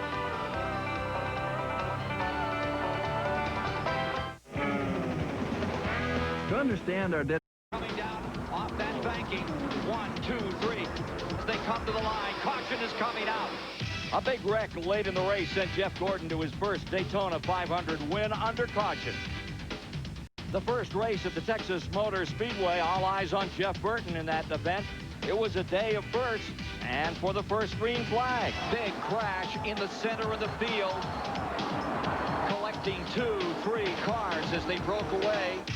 Jeff Burton taking his first Winston Cup win. Here he comes. Around, headed for checkers. Ernie Irvan is finally going to win. The track that nearly did him in. Ernie Irvan for the checkered flag, and he won the Michigan 400. Back to Daytona for the Pepsi 400. And the last lap shootout that ended with a bang. Mark Martin. Let's see who wins this race. Here we come off the line. It's going to be John Andretti winning and Terry Labonte finishing second. The battle for third goes to Sterling Marlin with Earnhardt fourth and Jarrett fifth. Andretti taking his first Cup victory. The Brickyard is now looked on as one of the top events in NASCAR. And this year, strategy and gas mileage proved a factor in putting the surprise winner, Ricky Rudd, in victory lane for his second 97 win. Here he goes. Look here. Oh, they make contact. Oh, and more contact. They go down into the corner side by side, and Jeff Gordon holds off the challenge. Jeff Gordon beat Jeff Burton, becoming only the second driver in NASCAR history to win the Winston Million. Some of the highlights thus far, 1997, the Winston Cup Trail. And there's some of the beauty of North Carolina on this golden day down here, and a great day for this 500-mile race. And there you see those top 10. Boy, I tell you what, you saw Jeff Gordon there holding up the $1 million check. Today, he's probably going to go over $4 million in this race. Getting ready to finally go green. They've dusted this track about 3 times with Speedy Dry, particularly the main straightaway. It's greasy out there, and I'm sure those crews are hearing from their drivers to get as much pity litter down anywhere they possibly can to get any kind of a grip on this thing. Well, get a grip on your chair, because here we go. It's Jarrett and Earnhardt. Sounds like Daytona replay number 8 or 9 with Mark Martin right there in that 3rd position. Jeff Gordon in 4th as the pace car rolls in, and they're ready to wheel away and restart. start at lap 163. Okay, they're going. Jarrett gets a good jump there. There's 2 cars on the inside. Would love to make up a lap. Ernie Irvan in 28. Also Rusty Wallace, but he's not going to be able to do it. You see a great job. Look at Earnhardt come to the outside as he heads for the back straightaway. Now it's the old Ford Chevy battle. 140,000 love this kind of thing. And the Pontiac not far away, ready to mix it up. Down the main straightaway. Here's Earnhardt. Earnhardt to the inside. He's got that spot he loves. And they're up and roaring as he comes across the line. Earnhardt goes out in front, the 7th different leader today. The man in black is definitely back. Look at the grandstand reacts there. That's the back straightaway even. They're standing up. They didn't see the pass to the lead, but you could tell Earnhardt was in the lead. Just some noise of the crowd here is deafening. Ernie Irvan, Rusty Wallace, Lap Machines trying to get back into it. Here comes Jarrett back another time. Ah, this is a classic. Now, what this does, it lets these 2 cars that are trying to get their lap back really close in on them as they run side by side. Give it to Earnhardt by half a car left. Here comes Jarrett back. And Gordon comes to 3rd. Martin falls to 4th. Look at Ernie Irvan on the inside there, passing Jarrett, making it 3 wide going in the corner. Me. Ernie Irvan tucks it right on the bottom. Climbs up there for a shot at Earnhardt and back into that lead lap. Rusty Wallace just behind Dale Jarrett's number 88. Mark Martin is back 4th overall. Number 9, Lake Speed, may have grazed the wall. He's coming in slowly. In fact, he came down the main straightaway, then cut across the grass. Yellow is out. They're going to put another caution out. I'm telling you, this track is greasy. They're racing back to the flag. Can Ernie Irvan make up his lap as they come off turn 4? No, Earnhardt is too much. Earnhardt's not going to let that happen. Got enough on his hands. Doesn't need Irvan. Earnhardt stays 1st, Jarrett 2nd, Gordon 3rd, Mark Martin in 4th. And you've got Jeff Gordon 5th and Kyle Petty in 6th. Bobby Labonte up to 7th. He's passed Terry Labonte, put him back to 8th. Randy, can you tell us more about what happened to Lake Speed? No, Lake Speed just came out of turn 4, and the engine was cut off. So just cruised through turn 4, hung a left on the racetrack, went into the infield, and went to his pit. And there you see him now back behind Victory Circle. Hoods up on the number 9 for Lake Speed. He checked this track very carefully. It's turned into a skating rink with all the wonderful Indian summer heat that we're enjoying here. What about Alan Bestwick? Can he tell us more? Well, Ken, there was a lot of radio traffic going back and forth between the crew chiefs and the drivers just before that start, saying that with as much oil drive put down on the speedway as there was, they wanted their drivers to really be careful and make sure they didn't slip, particularly coming off turn 4. Maybe slip and catch that outside wall with the right side of the car.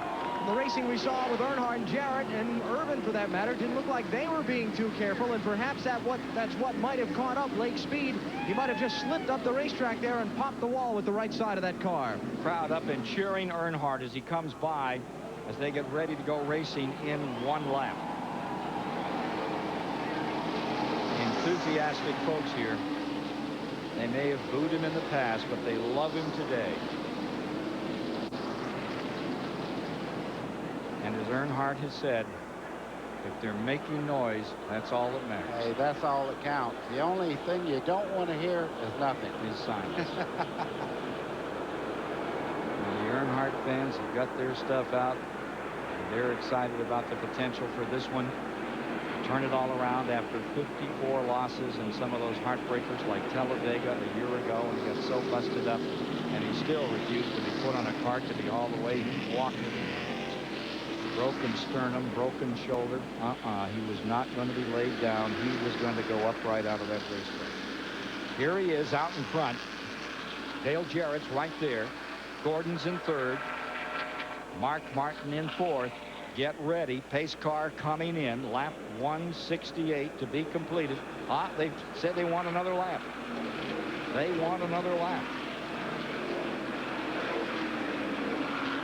Kevin LePage is re-entering the fray. Remember, he was involved in an altercation up in turn 2 when he got crossed up with Jeff Bodine after the 96. David Green dumped transmission oil all over the outside of the 4th turn and collected 6 cars out there. Wow, I mean, look at this car. That just shows a lot of determination for the sponsor on the back of the car. Going out there, even though the car is torn up as badly as it is, Kevin LePage just trucks right on. And we got viewers everywhere. Yep. Thank you, Pennsylvania. Casting their vote. Boy, that infield crowd, they have been having a party for 3 days. Well, happy 50th anniversary to Ann and Al May. Yes, indeed. Hope you're having a great day. Wow. Well, they've come doubly prepared. All right, let's get back to this racing with 170 complete. They may give them even another lap. But look under the best station there. Wonder who they're pulling for. You can tell. For sure. Earnhardt things. Lake Speed out of the race now. Here's Randy with him. Well, didn't wreck the race car bad. What was it, Motor Lake? Yeah, I think something inside the engine. I could just sound like you dropped the fork down in the garbage disposal when he was going down the back straightaway there. And we got on the clutch and luckily didn't lose the car. But Ford was starting to come on. We got off to a slow start there. Car was so loose, it was unbelievable at the first of the race. Couldn't run it, but the guys made some adjustments and the car was starting to drive pretty good. And we were passing people and moving up. But end of the day, we'll go get them next week. Next week is Talladega for the Winston Cup stars. All this crowd moves down to that 2.6-mile track. And the action will be just as enthusiastic. The crowd's just as large as we get down to the final races of the series. 1997 Earnhardt's file. Been a while since he's won one. 54 in a row. Kannapolis, North Carolina's pride. Brings that field down the back straightaway. He'll be ready to go back to Talladega, the track that tried to bite him a year back. Tore him up pretty well. He did walk away. Rockingham comes after that. Then Phoenix, Arizona. It all comes to conclusion November the 16th in Atlanta, Georgia.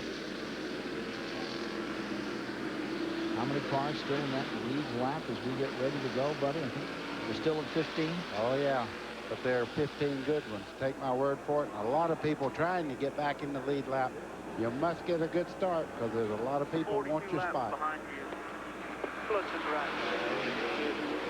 Get ready to watch him mix it up. It's Earnhardt versus Jarrett. North Carolina struggled between two of their top personalities. And it's Chevrolet versus Ford as they go into turn number 1.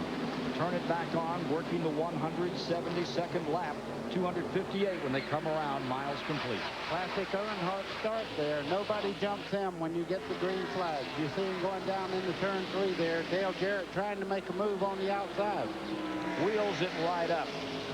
Tough part of that turn 4. Jarrett hangs it right in there. A bit of a ripple. Throws a lot of guys into the wall, not these guys. This is really helping these guys just behind them that's trying to get back in that lead lap. You see them closing right up on Earnhardt's bumper as they head towards the back straightaway. But here comes Gordon trying to move around Rusty Wallace. Irvin in the 28, Wallace in the 2 trying to get a lap back, and it's even across for the lead another time. Here they come for turn 4. Completing lap 173, still dead even. Earnhardt versus Jarrett.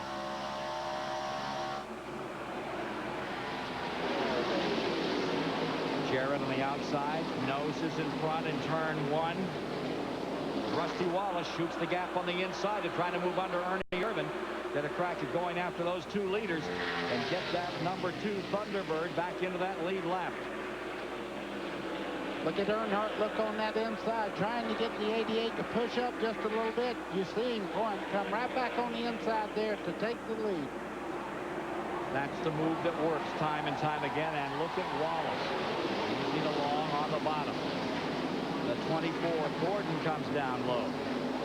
Boy, this looks like a half-mile short track right now. Dale Jarrett fights back again. They're side by side going into turn 3. Look at Rusty Wallace just behind the 3 there of Earnhardt as they head down into 3. It looked like he was pushing him down the back straightaway. Averaging 174, 175 miles an hour a lap.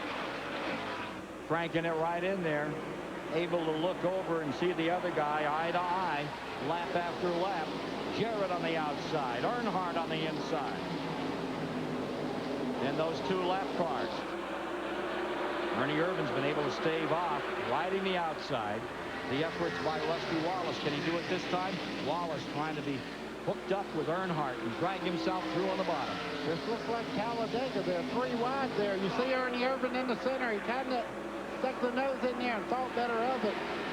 But he's going with Jarrett on the outside there. How long can you do this kind of stuff, Baker?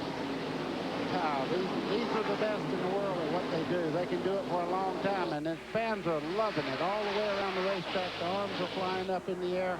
This is Earnhardt, 15 miles from where he's born, fighting for the lead here at Charlotte Motor Speedway. With Dale Jarrett about, what, 20 miles from where he was born? You got fighting it. for that lead just as well. And here comes Ernie Irvan to the bottom under Jarrett. Meanwhile, Mark Martin still deployed in 4th, Kyle Petty in 5th, Jeff Burton in 6th, and Terry Labonte, who led 96 laps at the outset. Everything but those first 7 or 8 laps by Jeff Bodine, the pole sitter. He's right back in this thing. Bunched right up in 7th spot with his brother Terry in 8th. You'll see just behind this group, look at Mark Martin. He said, I want my dog in this fight too. He moved right up there. He's charging into 4th spot as we speak.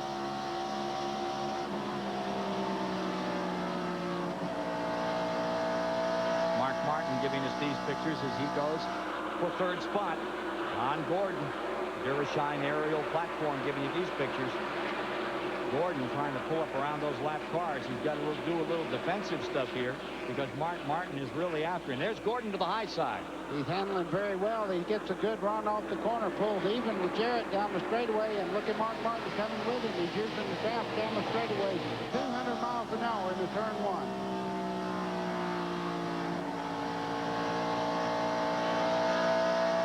Martin stays there with Gordon.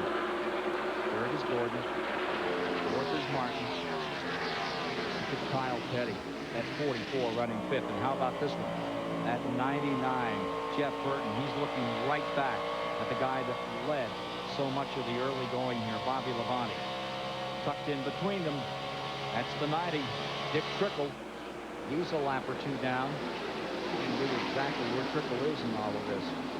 Still out there hustling that car around.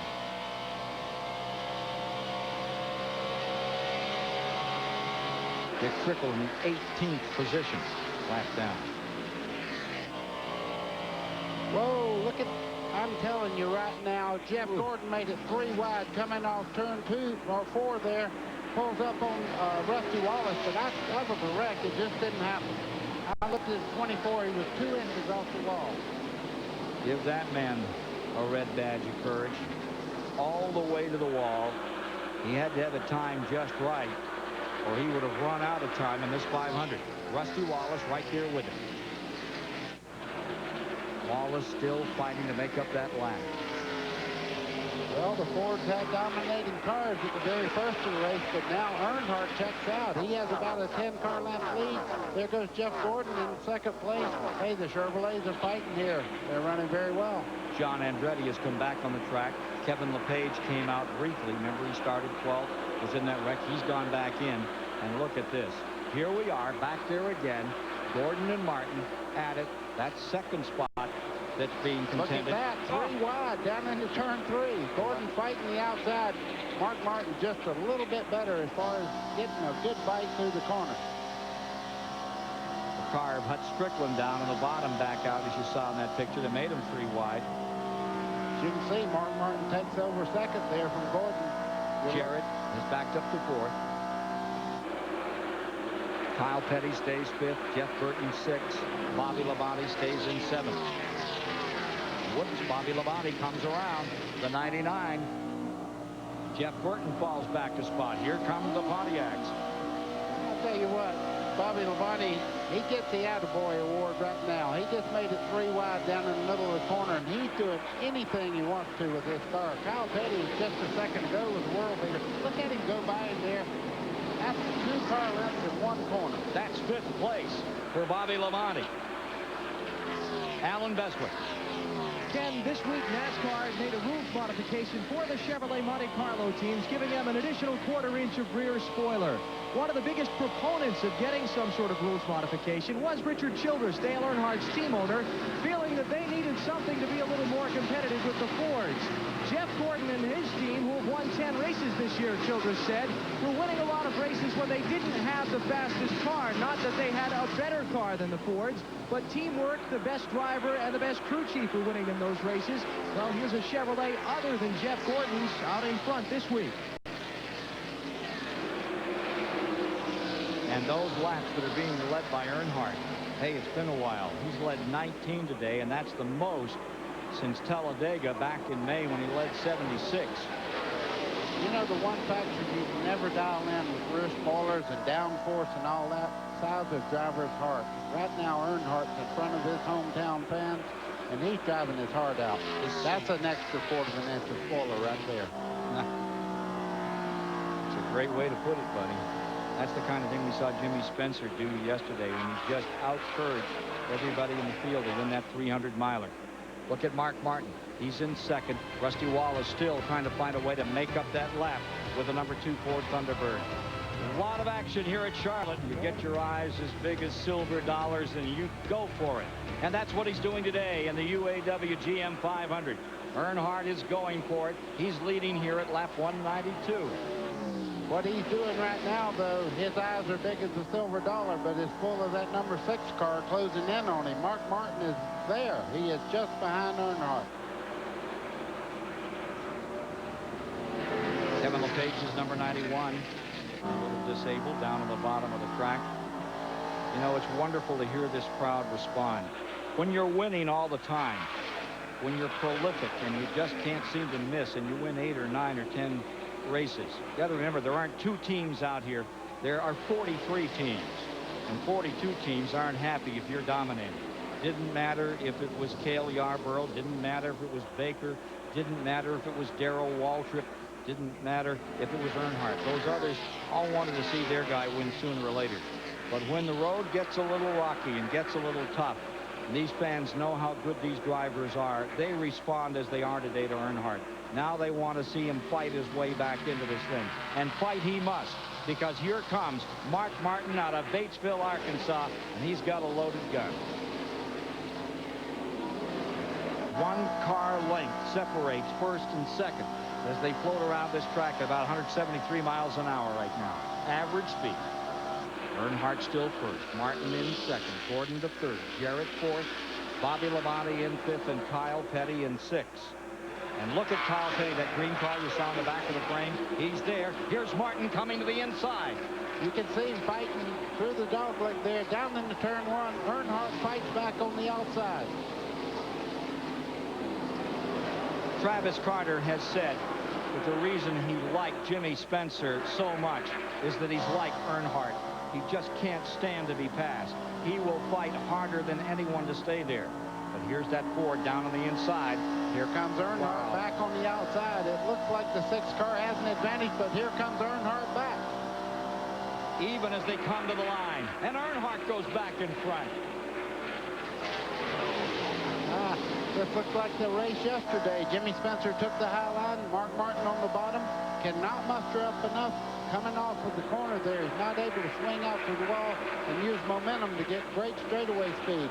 Earnhardt knows that. You can see him holding very tight there. Going in the corner, Mark has to be very careful not to slip. Look at the back of Martin.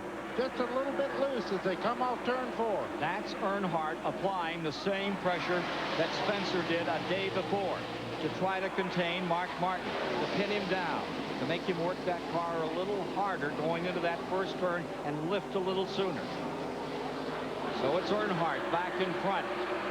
And that's just sheer guts.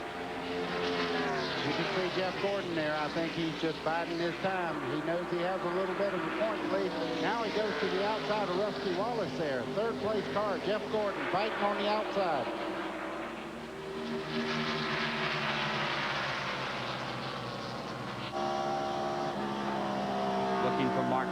back at that number 24. Earnhardt first, Martin second, Gordon. Take a look at this crowd coming along. Here's the 18. There comes Bobby Labonte. That green car led and dominated the first part of this race. You can see in the corner, no contest. Bobby Labonte is much quicker in the middle part of the corner. Pontiac moves into third. Let's see where he's at here. I got to look at the computer. I think you'll find him. He's in fourth place at the moment. Here's that battle for first continuing. Earnhardt, Martin, Gordon. You're right, Labonte up to fourth. Jarrett falls to fifth. Look at Earnhardt. He looked to the inside there as Mark Martin takes the lead away. As they go down in the corner, here comes Earnhardt again. Second place is not something he loves to do. And they're throwing those cars into those corners. 180, 185. Slow them down. A little under 170 in the middle of those corners. A Ford inches apart. A Ford leads, two Chevrolets just behind him. Will the Chevrolets gang up on Ford and draft up on him? It looks like Mark Martin is just a little quicker now in the center part of the corner than Earnhardt. Mark Martin looking back. Earnhardt's there. There's your top four. There's your top five. Look at Bobby Labonte on the outside coming up on Jeff Gordon. It's just a matter of time. This is a rocket ship. Pontiac.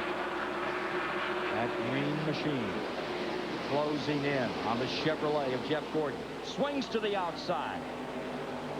Oh, man.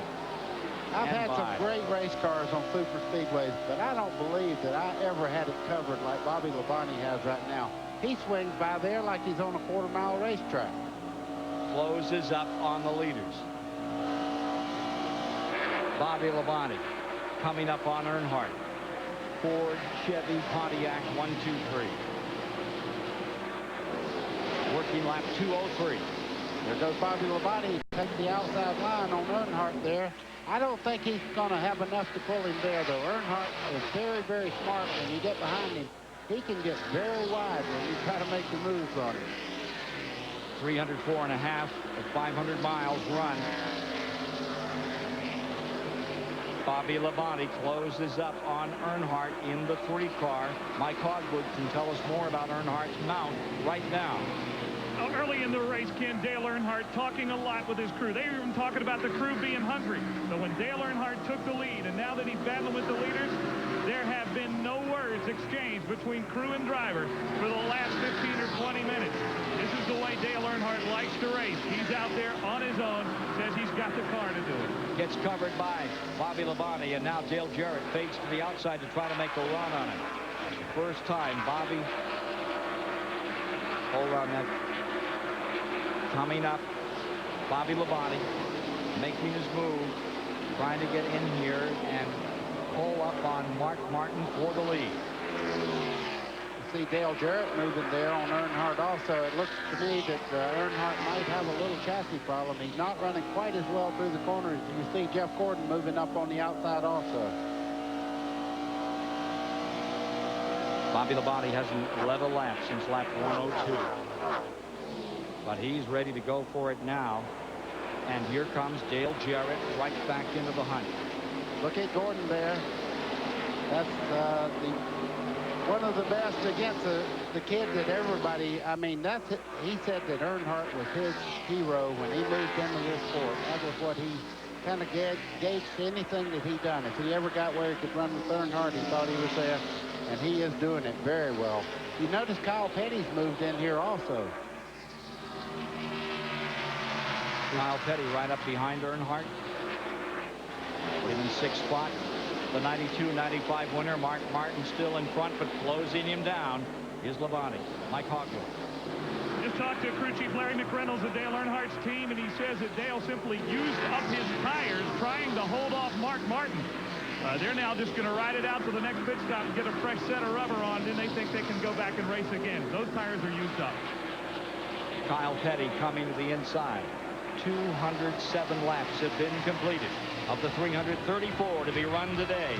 In this 500 NT here today, we've got it. This race is dynamite. Look at Mark Martin out in front. His lead is shrinking as Bobby Labonte is closing in. Ford against Pontiac, and then you've got Dale Jarrett right back at it again in 3rd spot. Kyle Petty, who started in 40th position today, now has himself up to 5th. Sandwiched in between Kyle Petty and Jarrett, Jeff Gordon. There you see it, 7 different leaders today. They've swapped that lead 16 times to date. 213 laps are now complete, 319 miles. Check in with Randy Pemberton. Crew Chief Bobby Kennedy standing here. You're having a great run, Bobby. Tell us a little bit about it. Car's doing really good. We made a couple adjustments on the first stop and hadn't touched it since. You know, we're fortunate enough to get that caution when we need it, get our lap back, and put us in a pretty good situation right now. When will you pit next? We're looking at about lap 225. Then we'll have probably a 2-tire stop at the end if it stays green. Oh, there's a little strategy he's telling you about right now. You know, to the contrary of what Dale Earnhardt has done when he ran his tires hard, Kyle Petty laid back, didn't do any damage to his tires. Now the track once again coming to him. 11 laps away from pit stop. Kyle Petty looking for that first win since 1995 at Dover. Here's the man he has to beat for the very top of the list today. Mark Martin staying out in front, but his lead is now just a second. It was 1 3/10. Bobby Labonte closing down. We had a report just a second ago that Earnhardt said there was some debris in turn 1. You don't think he wants new tires, do you? I'll bet they're hoping, everybody's hoping to find some debris out there except Mark Martin right now. Take a look at this interval between first and second place. Mark Martin's Ford and the Pontiac of Bobby Labonte. And there's Dale Jarrett just in the back of that frame. You know, as great as Labonte is running in second place there, Mark Martin's holding his own, and he's going through traffic very, very well. You're riding with Bobby Labonte now. As they come out of turn 2, you can see the lead car right up in front of him up there. But Mark is really running a very, very easy race right now. Easy on his tires. Bobby Labonte may have used his tires really hard to get up to second place. Hey, buddy, take us around here with Bobby Labonte as we ride with this Wicks Interstate car. Now we're back with the leader for just a second, looking from the Durashine aerial platform. But we get back in that in-car. Can you give us a little feeling about how it is to get around this track, get down low on it? Well, we can just look at Mark there coming off turn 2. He starts down the back straightaway. You can see the car. Those lines are about 15 feet apart, but they look like they're solid down that back straightaway. That's how fast they're running. Right back down to the bottom. Mark Martin not letting the car slide. He's not putting any extra heat into the tires. Now off turn 4 and down towards the start-finishing line. Right about here, they start angling to the outside, but you see the shade here. Momentarily, you're blinded going into turn 1 because of the shade off the condos getting into turn 1. Then when you go back into the sunshine, you kind of split and get ready for the back straightaway again. Kenny Wallace in the Square D car giving you that ride around the racetrack as he was being lapped by Mark Martin in the number 6. Kenny is back in 29th position, as you've seen in these rundowns. Now here's Martin still holding his own, and it's back to 1 2/10 of a second. He's picked up a little now. Closes in on David Green, who's back in the race. Had rear end trouble earlier, and that led to a big jam session over in turn 2. Riding with Mark Martin. Here's over to the side. Check on Green. You can see Mark has a different driving style than most guys. He takes both hands and puts them over on the left side of the steering wheel. Once he gets the car turned where he wants it, very little movement going through the corner there. On the straightaway, you'll see him come back over and readjust his hands. He'll put them in the 10 2 position. But in the corners, he always takes his right hand and throws it way over there and starts turning down. That's what Cale used to do. You can see right there, he's actually resting his left arm down the straightaway next to the net there on the roll cage. Time for pit stops, lap 220. Derek Cope is coming onto pit road. Cope running in 24th, comes in. And now we see the 97 car also coming in. Chad Little up in 23rd. Here's Rusty Wallace's number 2 up and away. Martin continuing to dominate at this time. Well, it won't be long before we'll see the 6th car, and especially Dale Earnhardt. He said he's used up his tires. All these guys will be heading down pit road. You wouldn't believe the difference when you put 4 new tires on a race car on a racetrack that's as slick as this is right now. You feel like you could not make a mistake when you get new tires on. And you could see how slick it was there. as Martin just let that car climb up, gave it free rein to bring it across. Here's the number 3, Earnhardt, on pit road. This is lap 222. Actually working lap 223 as Dale Earnhardt comes in. Just in front of him, the 42 is pitted, Joe Nemechek, and he's back underway. Mike Hogwood has that number 3 car as it comes to a halt. And Dale Earnhardt is going to get 4 fresh tires that he sorely needed. They are not going to do any major chassis adjustments. Dale feels the fresh rubber is the only thing they need. They're taking about a half a round out just to loosen it up just a little bit as they put in a full tank of fuel. They've been discussing the track changing just a bit. Dale does think it's going to come to him. He is down and away, 17.1. High fives here on pit road. They did a great pit stop. Alan Pitt. Jeff Gordon is on pit road. The DuPont Chevrolet getting right side tires. They're also going to give up a little track position and take a right front rubber spring out to try and cure a problem where the car is pushing off the corner, meaning it wants to drive straight toward the wall. Gordon down and away with that spring rubber out. Let's go upstairs. And just in front of him, Dale Jarrett making the pit stop in almost the identical time. The Labonte brothers, Terry and Bobby, are both in on pit road now. Randy? Terry Labonte has already pitted, up a half pound on the left rear, 4 tires. He likes the car on long runs. Kyle Petty now in.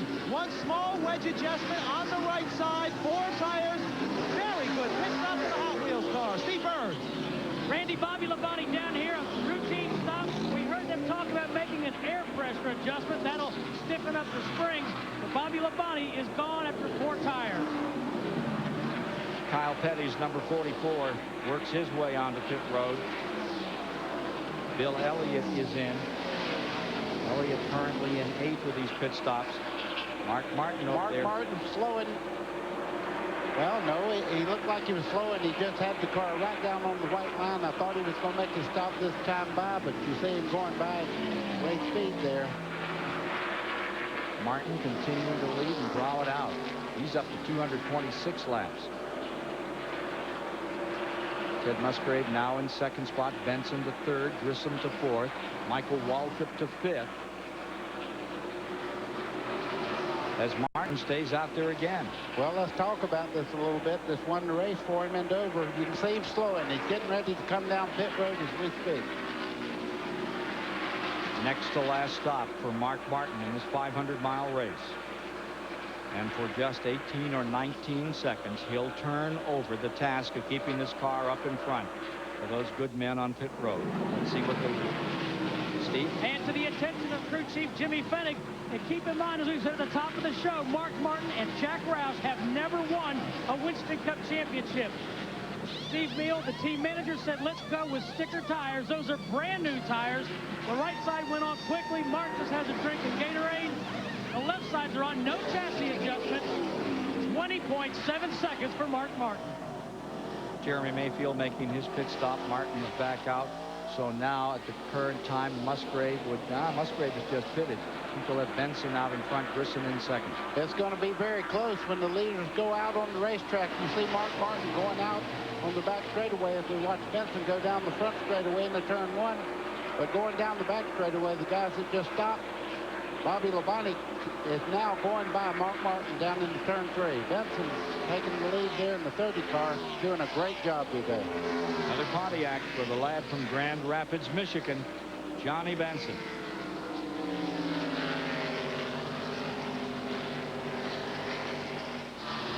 Just behind him, Grissom will be in 2nd. Michael Waltrip in 3rd. And we're showing Bobby Labonte running in 4th among the heavy hitters who have been up front today. Here's Benson on pit road.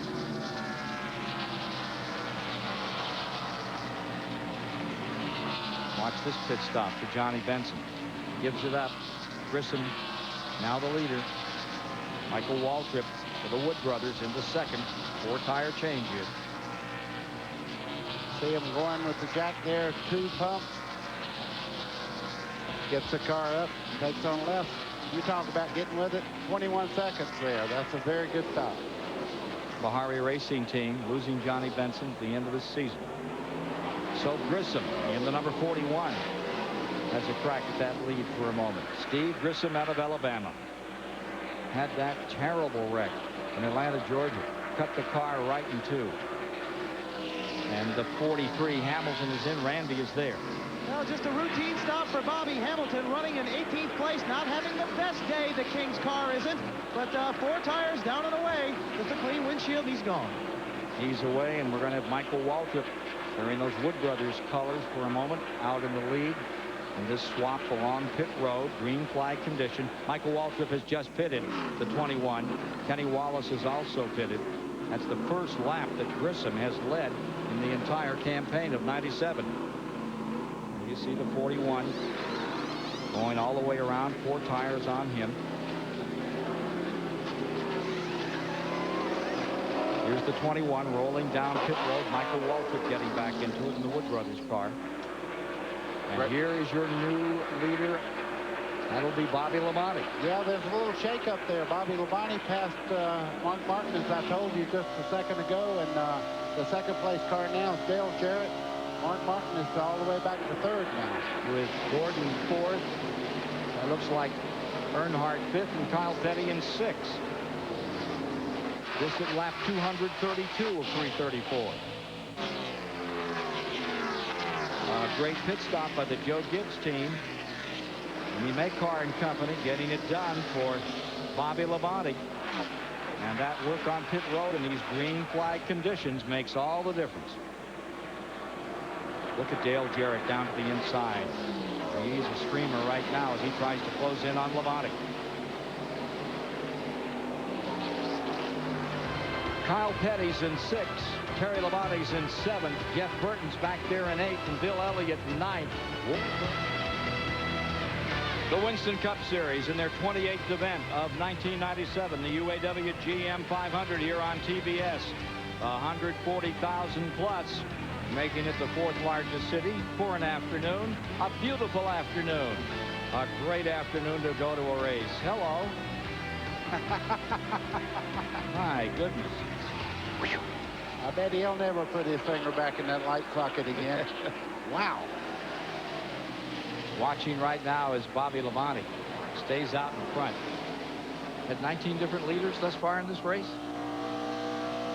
As we've rolled down through, 239 laps are now complete. Let's check our numbers of actual drivers. They've switched it around 19 times among 9 folks that have had an opportunity to be in front. Bobby Labonte led early for 96 laps if you're just joining us. Had a major altercation over in turn 2, tore up a bunch of race cars. That was a hard leg. Knocked down Jeff Bodine, knocked down Jimmy Spencer, got collected out there. And right now, this guy who just ran away from the field and had everybody lapped up into the top 10. We still have 15 cars in that lead lap. Correction on that. There may be 1 or 2 out of that. Yeah, and I'm very, very concerned about Kyle Petty. He closes in on the lead cars. Looks like he has the car to beat. He makes a pit stop. I just wonder if he's having bad pit stops, or maybe the car set up for long runs. Surely the guys in the pits could tell us. How about it, Randy? Well, actually, he's been fine just about all day long. Steve Burns and I had that conversation with the Goodyear official earlier today. He told us that some guys can just get what they call a bad set of tires, and that just is that the circumference, the spring rate, the compression of that tire, the way it's made just doesn't seem to match up. And that's what the problem is with Kyle Petty right now. He's a little loose. The tires they thought were absolutely identical to the ones they had on before, but they're just not conducive to going fast right now. Steve Burns? Hey, Randy, exactly. We just heard Bobby Labonte radio Jimmy Maycar. It said this set of tires, this set is very loose. Now, as we said earlier, Bobby Labonte is a master at feeling how the tires are sticking or not to the racetrack. So the next set of tires will probably be better. Ken? So it's not the pit stops. It's getting back up to speed. It's making a difference for Kyle Petty. Getting those tires to work on this 1.5 mile Charlotte Motor Speedway. Time beginning to run out with Labonte still in front. Jarrett 2nd, Martin 3rd, Gordon 4th, Earnhardt 5th, and Kyle 11.5 seconds back in the 6th position. Difference between 1st and 2nd lies at 1/4. Derek Cope unscheduled stop right now on pit road. You see Earnhardt in the 3 there closing in on Jeff Gordon. Now, he ran out of tires a while ago, making a big charge to the lead and taking the lead. I think he may be a little more conservative as he runs along there with Gordon. And I'm sure that Larry McReynolds is saying, hey, save something for a little later in the run. Don't use them up right now. Here is Bobby Labonte. That's the 18 car out in front. Earlier, he escaped a scalping. Take a look at this. Here's the wreck from his point of view that was up there in turn 2 when Kevin LePage and Jeff Gordon got in trouble. You see him sideways there. You can see the flaps on the hood going up to keep the car down, pressed to the racetrack. He slides in turn 2 over there. Very, very lucky he wasn't hit by cars going by. You can see him going by the front of the car there as he sits very still. Going by on either end, missing him by inches. Flat spot of the tires, fell back to 15. Now once again he's in the lead. Jeff Gordon came into this race today with a 135-point lead over Mark Martin. Right now, Martin's 1 position in front of him in 3rd to Gordon's 4th. You can see Bobby Hamilton go right by Labonte right now. Bobby Labonte is fighting a loose condition. We heard that just a second ago. Bobby Hamilton went by him. That's about the only car that's passed Bobby Labonte all day long. But the Pontiacs seem to be working very, very well on long runs. Be a big day for that mark. Been a while, as we mentioned earlier, since they've tasted victory. Meanwhile, Earnhardt flying just off the rear bumper of Jeff Gordon in the 24. There you see them. That's 4th and 5th. And Kyle trying to close up behind Earnhardt's number 3. Earnhardt's just a little over 4 seconds back behind the leader of Bobby Labonte right now. Kenny Schrader's had a good day in the 33 for Andy Petrie. He stays 13th on this field. Number 98 coming in, unscheduled stop there. That car got tasted a little earlier. John Andretti got it up in the wall in turn 4. So John is now running back in 33rd. Again, 4 races to go on the Winston Cup schedule. When they conclude this 500 in Charlotte, they're off to Talladega. That date is moved from the end of July up here into the autumn. How to make the conditions a lot more conducive to fan and racer alike down there. Then it's off to Rockingham, North Carolina on the 26th, to Phoenix, Arizona, November the 2nd. And it all concludes with the championship in Atlanta, Georgia on the 16th of November. Alan Vester. With Buddy Parrott, the crew chief for Jeff Burton, who was leading this race a little bit earlier on in the event. Buddy, you were leading the race earlier. You've fallen back now. What's Jeff saying about the car?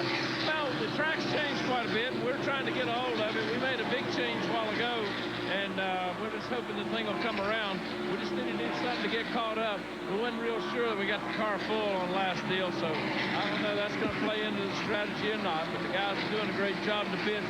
He's doing a great job coming from 28th today, or 29th, and we're still in the battle. It's a long race, and it's Charlotte, so anything can happen. So they're hoping for a caution to get caught up, come down pit road, and hoping for a caution before they have to stop short because the fuel tank didn't get quite full on that last green flag stop, Ken. Jeff Burton just getting around Kyle Petty. So he takes over 6. Kyle falls to 7.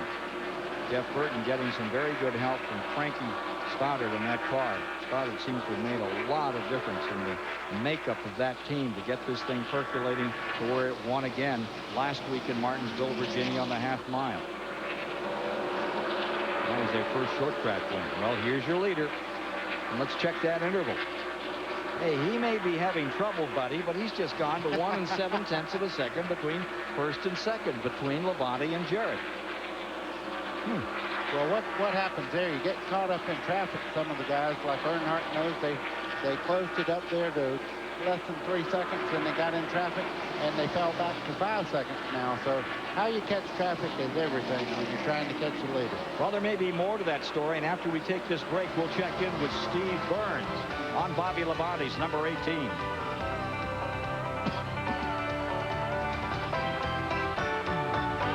Of 334 laps now complete.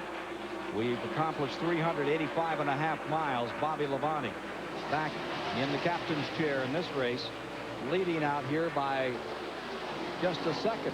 It fluctuates. It was up to 1.7. Now it's an even second.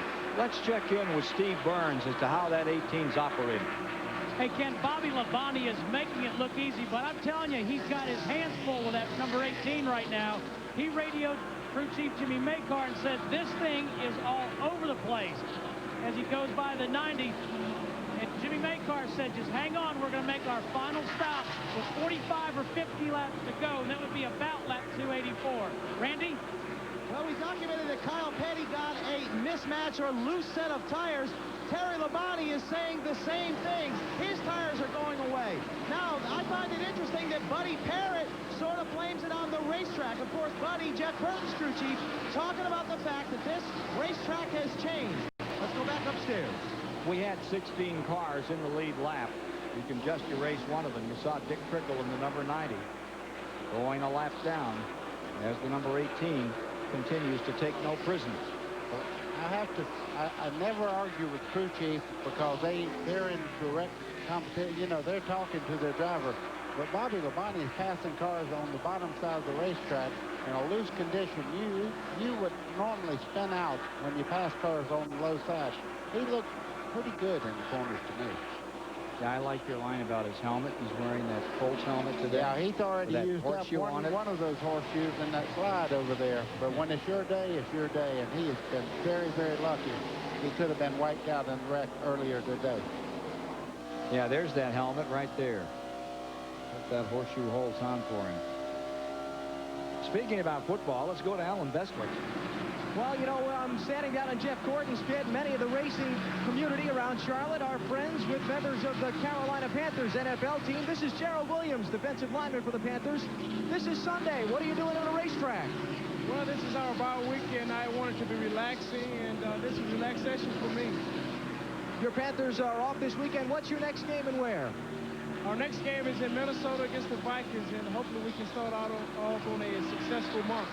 All right, Gerald. Appreciate your coming out here, and thank you for being a part of NASCAR racing. Good luck next weekend against Minnesota. Thank you very much.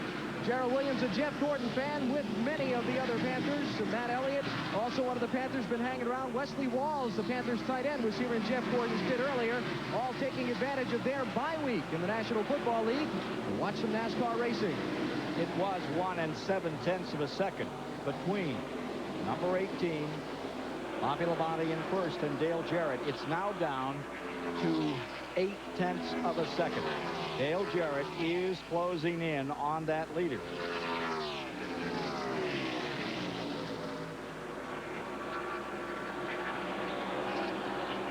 Look at this, Mark Martin, he's looking in the mirror there. Jeff Gordon's reeled him in from about a full straightaway back. It looks to me that Jeff Gordon has a good race car right at the moment. You're looking back from Mark Martin's car. This is going down into turn 1. You see the shadow there, and then right back into the sunshine. That works on the eyes. Now here are the players who still have a chance to pick up a card and try to deal it out here in the last part of this play. Labonte in the 18. Jarrett, Martin, Gordon, Earnhardt, all tucked in there tight together. And an outside chance, certainly with 99, Jeff Burton. Kyle Petty in 7th. Terry Labonte in 8th. You can never discount Terry Labonte if he's in the lead lap. How would you like to try to catch Jeff Gordon in a points race when you look in the mirror and he's 2 car lengths back there just riding right behind you? How about Bill Elliott today, still in 9th spot in number 94.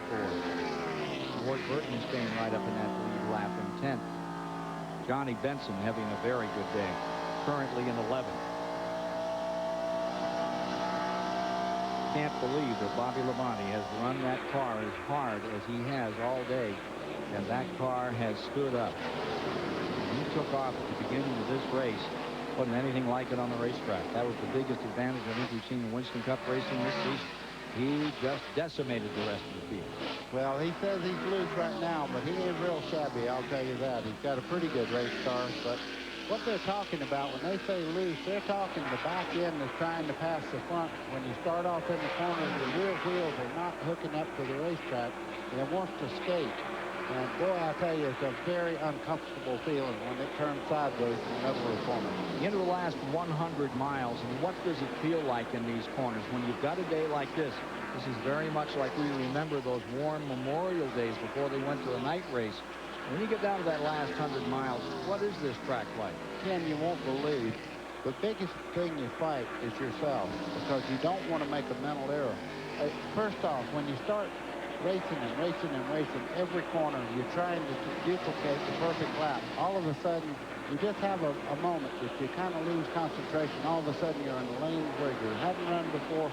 The car starts to slide, and you're in big trouble. The biggest thing is really keying in and running that perfect lap every lap.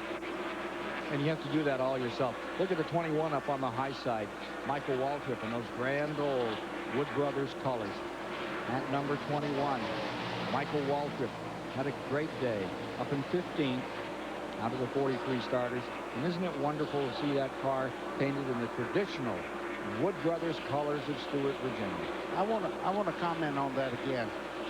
The difference in a great race car driver and a good race car driver is the amount of concentration that he can put into a race.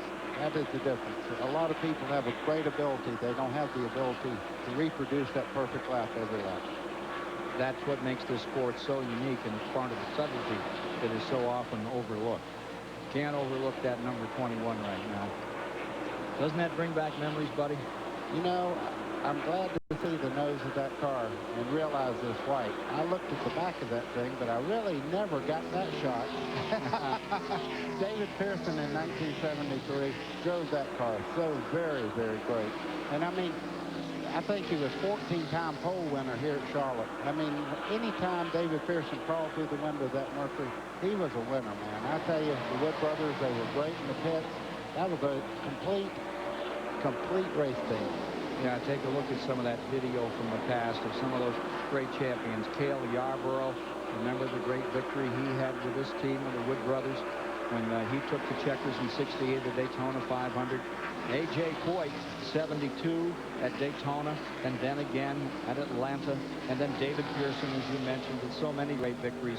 And that last shot, one of the best, no doubt. They were all involved in that maroon, white, and gold. I still think we ought to start a petition or something, write to Glenn and Leonard and the whole gang and say, hey, those are their colors. Keep those Wood Brothers colors up there. Well, right now, the sponsor probably has a lot to say about that. You can see Bobby Labonte going by him there. But Dale Jarrett has closed it down to less than a car length as they head into turn 3. Here's who's out of the race. Bodine, that crash. He's set on the pole. Lake Speed's gone. Engine went away on his car. They've torn up some equipment. Jimmy Spencer's out of this thing. Difference between first and second? There is no difference. Right there is the leader in the green car. The blue one right behind him is Dale Jarrett. There is no difference. Right now, one slip and you have a 2-car length lead for Dale Jarrett. Well, this is old-time Winston Cup racing. I mean, it's back to 1-car length. That's a big difference. Most of these races, well, almost 2. Let me tell you what can happen right now. If Dale Jarrett has been radioed and said that Bobby Labonte has a loose condition, the thing to do is run very, very close on the back of the car and makes it get looser yet. So Dale Jarrett, you can see Bobby go up the racetrack. Dale's on the bottom trying to take the lead. But I don't think he wants to play out there too long with Mark Martin still lying back there, 4 seconds away from the leader, and Jeff Gordon right there with him in 4th. I would think he'd want to dispatch that car if he couldn't get on with the getting on. Oh boy, here we go. He had to back off at the lap car on the inside there. You can see Dale Jarrett had to hold up just for a second. Got a great run off turn 4, though.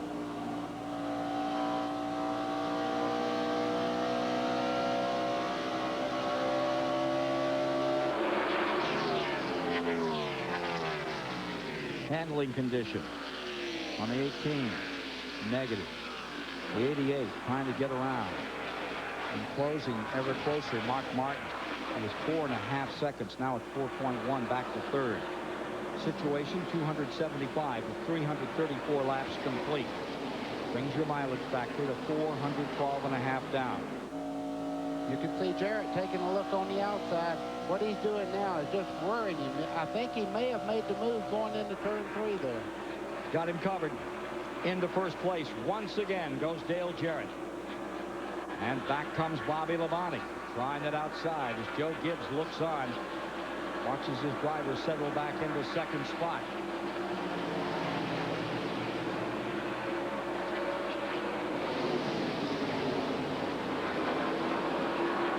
Dale Jarrett is your new leader.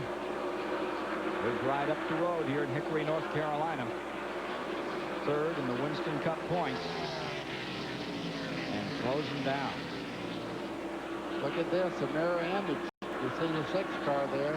Second place in the point standings right now. Jeff Gordon, the leader in the national point standings, making a move on Martin as they start off the corner. Goes to the bottom. Chevy down low, Ford up high, and it's going to be Gordon this time. Gordon up to third. What a great scramble if you're just joining us early. We had 15, 20 laps that were just magnificent between this pair. And that for the lead. Dale Jarrett, the 1994 winner of this race, and the 96 600 winner, is back in command. Bobby Labonte finds himself in second. There is one pit stop remaining among these leaders. There are 11 cars now in the lead lap as we get ready to decide this 500.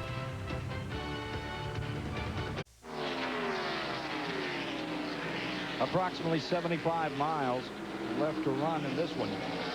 Dale Jarrett, who comes into this race 222 points out of first place to Jeff Gordon and 87 to Mark Martin.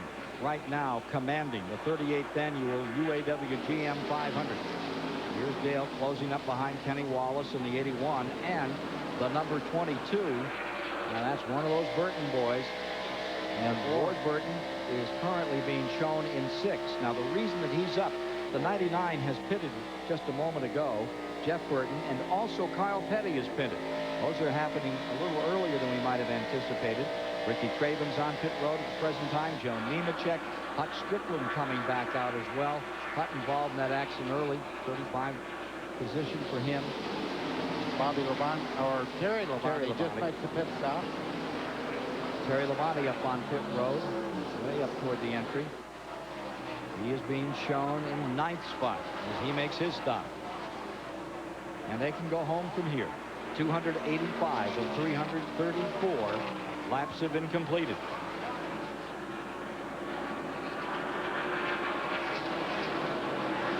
Dale Jarrett, after his 14th career win, trying to get a notch up here. Here comes Earnhardt on the pit road. 5th place in the race as he brings number 3 Chevrolet down at 55 miles an hour, ready to make that stop. Mike Hogwood there. The crew has had 2 great pit stops of 18 seconds or better, but they've been frustrated because it hasn't gained them any position on the track. Richard Childress just gave the team a pep talk and said, make this the best one of the day. So give it everything you've got. This is where we can win the race. They are gone with 4 tires and an adjustment. Their shadows on the track. They're down and away. 18.5. A good stop for Earnhardt. Steve Burns. And Mike, as you said, this is it, the final stop for these teams. It's up to the pit crews now as Mark Martin slams it into his stall. They're going to go to the right side. They are also going to make a chassis adjustment. The wedge wrench is in. Come around to the left side, a 4-tire change. So far, so good. Now let's go to Alan Bestwick. Jeff Gordon is in the 3rd place driver. The stop down and away, fairly good, except the rear tire changer fell coming around the back of the car. Cost him about a second in time. And Dale Jarrett, current leader on pit road. Final pit stop. Randy? Going to be a 4-tire stop. Jack Lewis with the front tires. Brad Parrott with the rears. They whip around. The Jack is underneath the car. Mike Ford with that one. Tires going on. Great pit stop. Now let's go to the 18 car. Randy, Bobby Labonte's in. Bobby said go with the same air pressure in the tires as we started the race with, and they also made a minor track bar adjustment, so the final changes have been made. And now let's see how they play out on the racetrack. Lap 288 complete. We're showing Jarrett back in front, Labonte to 2nd, Benson in 3rd, yet to pit, followed by Earnhardt, then Gordon, and then Mark Martin, the number 6 in 6th spot, followed by Steve Grissom, who has yet to come on in.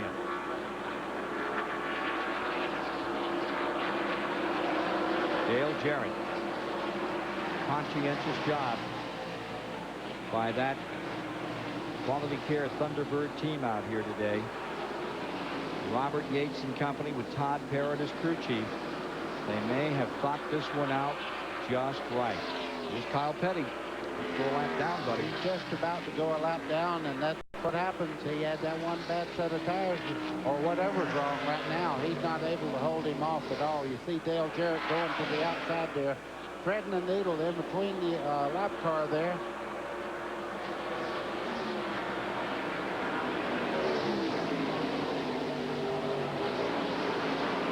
Dale Jarrett, who's just building experience, was looking forward to a big day yesterday. He was going to be in the 300, the Grand National race, with his son, Ned's grandson, Jason. But Jason didn't make it through that hooligan race, that consolation round. Picked up some experience, however. But don't think with Dale Jarrett you come to the end of the string. More to come from this great racing family in years to come. Dale Jarrett started the day in 5th. He's fallen back at one time to the end of the top 10. Fought his way back in. He has 12 top 10 finishes, including 3 wins in just the last 15 races. So he's really putting the press as we get down to the final 4 after today. Talladega next week, and Rockingham, then Phoenix and then Atlanta. Jarrett had a great stop there. He was just about 4 car lengths ahead of Bobby Labonte when they stopped, but when he got back on the racetrack, he had about a 15 car length lead, so they had a great last stop there. Tell you, when he won this race in '94, remember, buddy, came from way back, came from what, 22nd position to pull this one off. Didn't have to come that far today, but he looked at the outset as if that 96 was going to have everybody covered. Now, Labonte is in second, and he's being shown as 2 1/10 of a second down to Jarrett. Earnhardt is third, 3 1/10 seconds down, followed by Gordon in 4th, Martin in 5th, and Jeff Burton in 6th.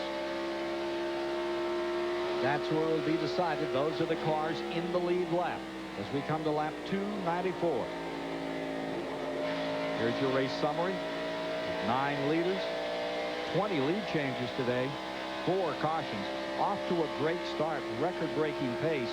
With 40 laps to go right now, that record will not be touched that Ernie Irvan set of over 150 miles an hour in '93. Average speed at 141. We'll take a break and then be back as we zero in on the finale. Can Jarrett stay in front, or will that Pontiac come roaring back as it did in the early going?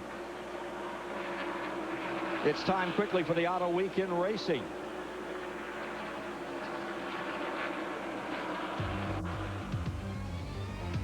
The Auto Weekend Racing features the Charlotte Motor Speedway, where they were really tearing it up. Greg Sachs in the 300-mile race yesterday, into the wall. Dick Trickle cuts a tire. He slams the wall. It's Mark Martin and Jimmy Spencer. They fought for 20 laps side by side before it was decided in favor of Jimmy Spencer taking the checkers. Call 1-800-232-COMPLETE. Last chance to let it all hang out, and the guy that's doing that is Earnhardt. He was turning laps at 171, 172, while leader Jarrett was at 168. Earnhardt turned the wick up, and Earnhardt made the move to get around here. Take a look at this one. You see Bobby Labonte there coming off the corner. Earnhardt down on the bottom. You can see there he's got a great run down the back straightaway. Very even going into turn 3. Now watch Earnhardt right here getting in the corner. He eases off where he can get back in the throttle. That's the move you have to do. If you override the car there, he would have pushed up into Bobby Labonte and had to get out of the throttle. Second place awarded to Earnhardt and closing. And apparently somebody's been on the payphone with Jarrett and said, you better put the spurs to that horse. He's back to 171.8. 171.8 is the time being turned by Dale Earnhardt as well. Separation is 2 2/10 seconds between first and second. Labonte finds himself in third. Gordon has come to fourth. Martin fifth, followed by Jeff Burton sixth. Ward Burton seventh. Bill Elliott eighth. Kyle Petty in ninth. And we point out that that Elliott car is a lap down to the leaders, as is Ward Burton's number 22.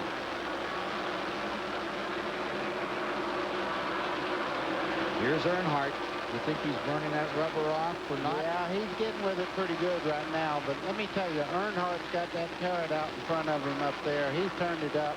He's not worried about tires right now. He has to feel great that the car is running this well. For young Todd Parrott, you heard from his dad a little earlier out here. His father handling that car that won at Martinsville a week ago, Jeff Burton. Todd Burton having a great run with his driver, Dale Jarrett. Here's the 24.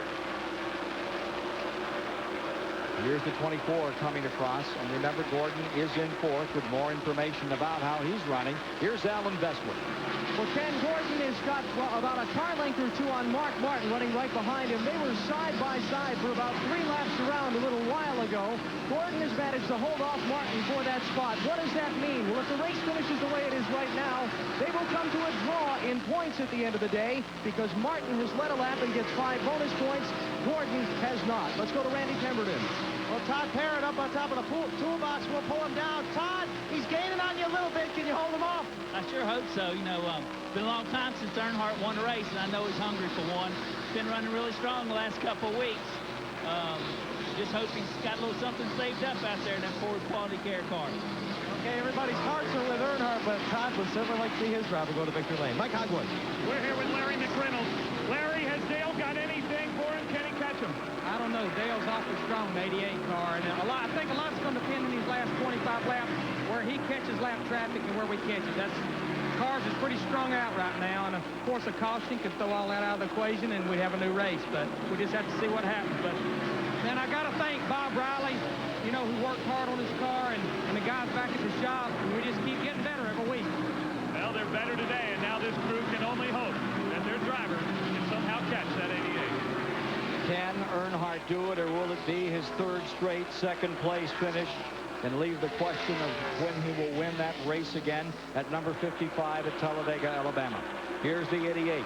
That's Dale Jarrett, your first-place car, and here's Earnhardt chugging away in second spot, 1 6/10 of a second back. You could see Earnhardt's hands there coming out of turn 4, really going that steering wheel, trying to get it to stick well. Just behind him, Bobby Labonte. You see Rusty move out of the way there. He's out of contention. He moved over for his friend Earnhardt, but look at the green car of Bobby Labonte. He's moving in also again. 309 of 334 laps have now been completed. That gets us down to just 25 laps to go. And that's usually Earnhardt time. Here's what he has to say about those final moments if you're in second place.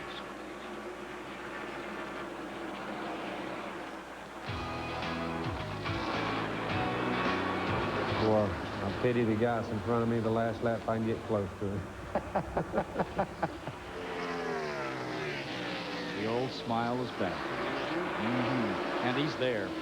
Well, I tell you, he's been out in the winner's circle for quite a while, something Dale Earnhardt is certainly not used to. And he would drive it down into the corner so hard that, you know, he wants to win right now. But I know Earnhardt well enough. He wouldn't wreck anybody, but he would put a slide job on him if he had to.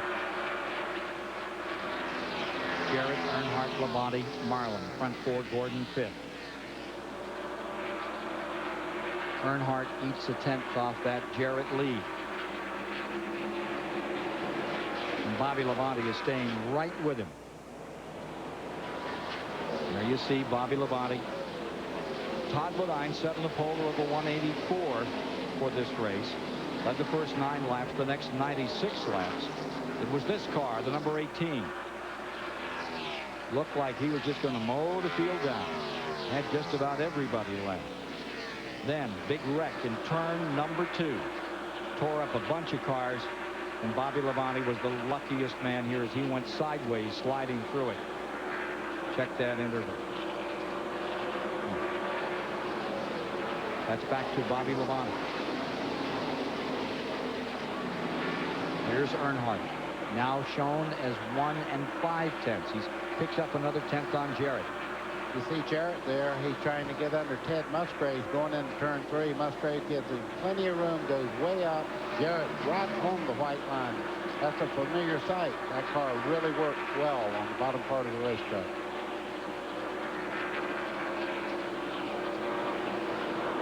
There's Earnhardt, the black car you see leading that group right there, going down into the corner. He's giving it everything he has. If he don't run out of time and tires, he's going to be tough. Dale Jarrett faulted Martinsville last Monday, having just a fantastic run after qualifying 5th today.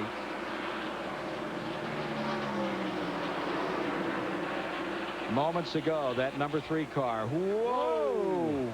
He got into Marlin there. That's Sterling Marlin. As they come off the corner, they made contact there. Not much question about that. Still not ready to give it up. Still chasing that number 88, but here comes Bobby Labonte back in to make that Pontiac another factor in the race as we get down to the conclusion. Well, Ken, that's what happened. He ran it very hard as he could, and you can see right now that Bobby Labonte has called Earnhardt. And the reason for that, I'm sure that Earnhardt runs so very hard trying to close in. He's used his tires up quite a bit now. If he can cool them back down and start running a good line around here to protect those tires, he could be good. Mike Hogwood can tell us more about that 3 car. Well, you just saw when he hit Sterling Marlin. Dale Earnhardt is upset about lap traffic not getting out of his way. He's asked the spotter to tell him when he comes up on a lap car to tell him to move out of the way. When he hit Sterling Marlin, now he has reported that there is a slight vibration in the car. It is not running as well as it was a couple laps ago. No, indeed. Back to 2 seconds between first and second, and a challenger for Earnhardt in second spot, Bobby Labonte. We'll take a quick commercial break and then stay with it to the finish unless there is a caution. 88. Dale Jarrett storming around the 1.5 Charlotte Motor Speedway. Headed for that hollow territory, perhaps. Rusty Wallace attempted to... Dale Jarrett's running a very, very good line around the racetrack there. You can see right now Earnhardt is really battling with Bobby Labonte down the front straightaway. And I think he has worn out those tires. It's now 2 8/10 of a second as Jarrett continues to stay there in front and draw a bead on that checkered flag. Bobby Labonte climbing up on the back of Earnhardt. Martin has moved around. Jeff Gordon taken over in 4th. Gordon has fallen to 5th. Jeff Burton is in 6th. Ward Burton is in 7th. And Bill Elliott is in 8th with Kyle Petty now showing 9th. 10 to go. 10 laps remaining for Dale Jarrett. Alan Bestwick on that Jeff Gordon car. Well, Ken, a minute ago we did an update on the championship picture when Jeff was holding off Mark Martin for the 4th position. Mark has since gone by Jeff and left him. Ray Evernham, I talked to him and said, what's wrong with Jeff's car? He threw his hands up, said, we just haven't been able to get it the way we wanted, and now it's kind of coming back to haunt us. At the end of the race, if it finishes like it is now, with Mark having led and Jeff not having led, that pass by Mark on Jeff for the 4th position will be worth 10 points instead of 5. And they're really counting those points as we watch this battle for second place here. There you see Earnhardt trying to fight off Bobby Labonte another time. Just a lap back, Bobby Labonte got all the way up to the door on Earnhardt coming off turn 4. He seems to be getting through 3 and 4 just as well as Earnhardt. Has good drive off the corner. You can see him trying to close in. Earnhardt, when they start off, he closes in just a little bit right in this part of the racetrack. And Dale Jarrett out in front seems to have him covered. Look at Bobby Labonte going to the outside as we check the points as of now. Around the outside. Bobby Labonte for second spot. Earnhardt back on the bottom. Boy, that's hero material when you pass Dale Earnhardt on the outside going in the corner. Back straightaway. Headed for 3. Bobby Labonte hangs it high. Here comes Waltrip right back on the inside. Earnhardt is fighting very, very hard here. The two of them look like they're glued together. Earnhardt's not giving up at all here. Tires may be gone, but the heart isn't. Still even across. Jarrett stays in front, builds on his lead. He has said momentum is a big factor in this Winston Cup Series. We've got to take it and use it to our advantage. The question is this the momentum he needs as they go into those last 4 races to make Jarrett a contender for that national championship this year? Meanwhile, we follow this battle for second place. Earnhardt hanging on, falling to 3rd. Here's the 3-car crew just looking on. Nothing they can do now but offer their prayers and cross their fingers. You can see Earnhardt there. He's trying everything he can, but he went down in the corner. The car slipped out in the center part of the corner. You can see Bobby Labonte put about 4 car lengths on him in that one corner there. 3:30 complete this time by.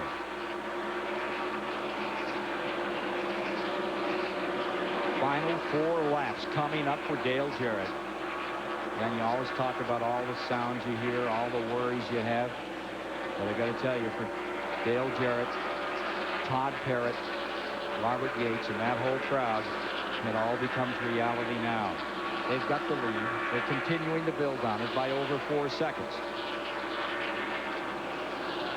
See Mark Martin there in the 6th car. He's running very, very well. He's ahead of Jeff Gordon. That's the one thing he wanted to do, is pick up points and try to close that gap on Jeff Gordon. And you see the Ward Burton car there.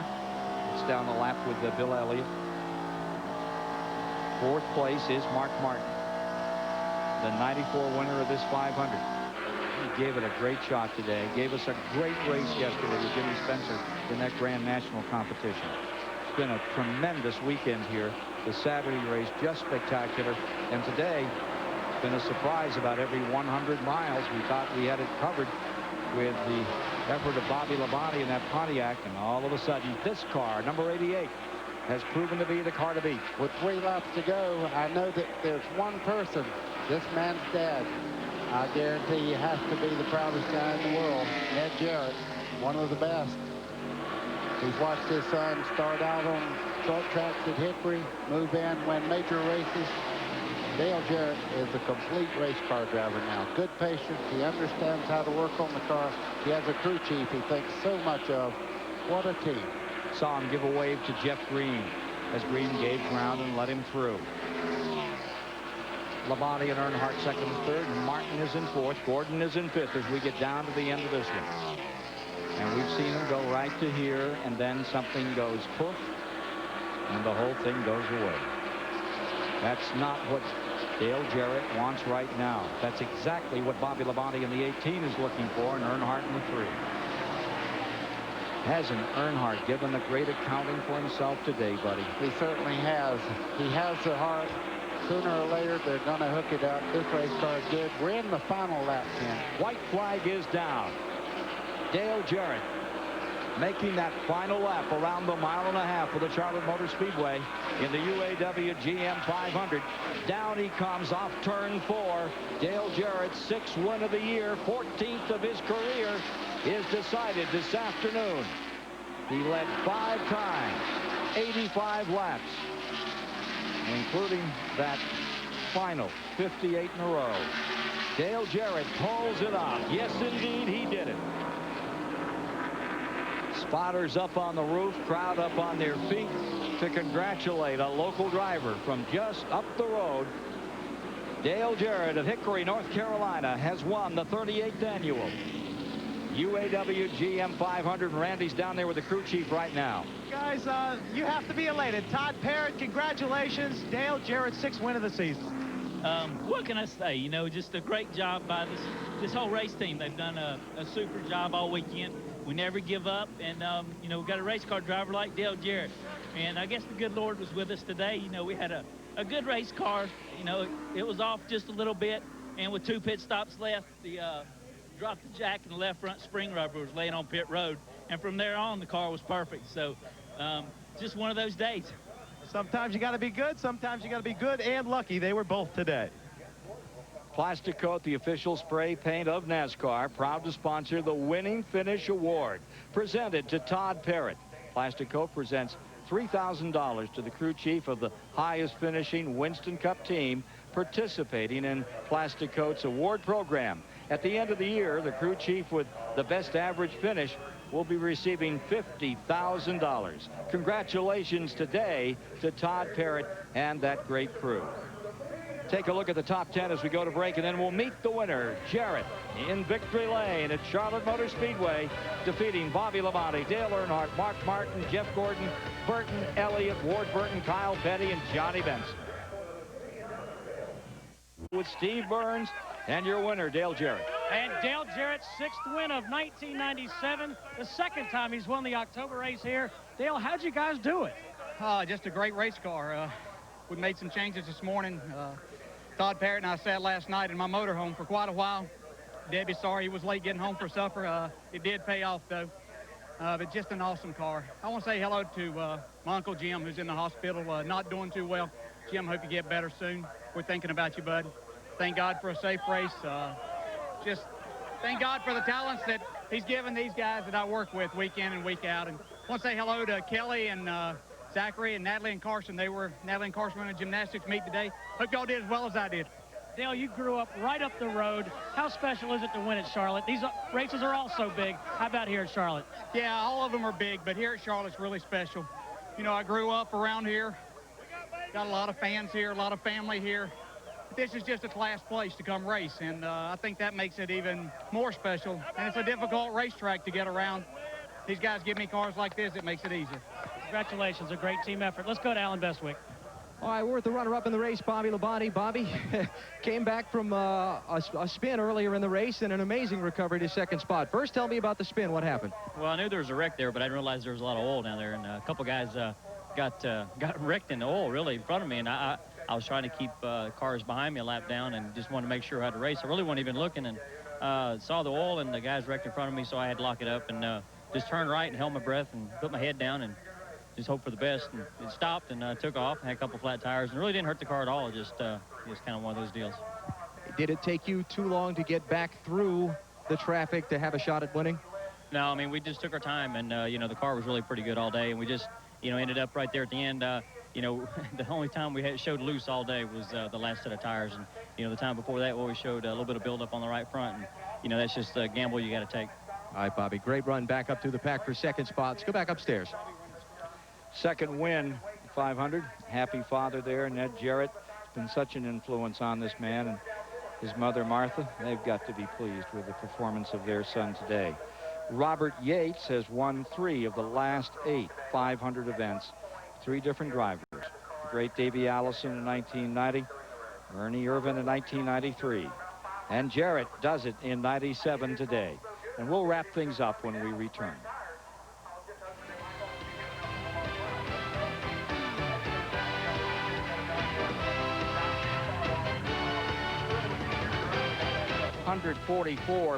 .3 miles an hour. 20 lead changes today among 9 drivers. 4 cautions for 33 laps as Jarrett wins his 6th of the season. As we review the field out here after this tremendous race, we'd like to say a special hello to a member of our World Sports Group from its inception, not with us today, but is missed, and hope he's feeling better, John Leonard, out in California. Well, there you see them. Greatest racing stars you can see anywhere. They're off to Talladega next week, and then they conclude their season with runs at Rockingham and Phoenix, Arizona, and Atlanta, Georgia. Great racing every time that the Winston Cup gets together to put on the best of competition to be found.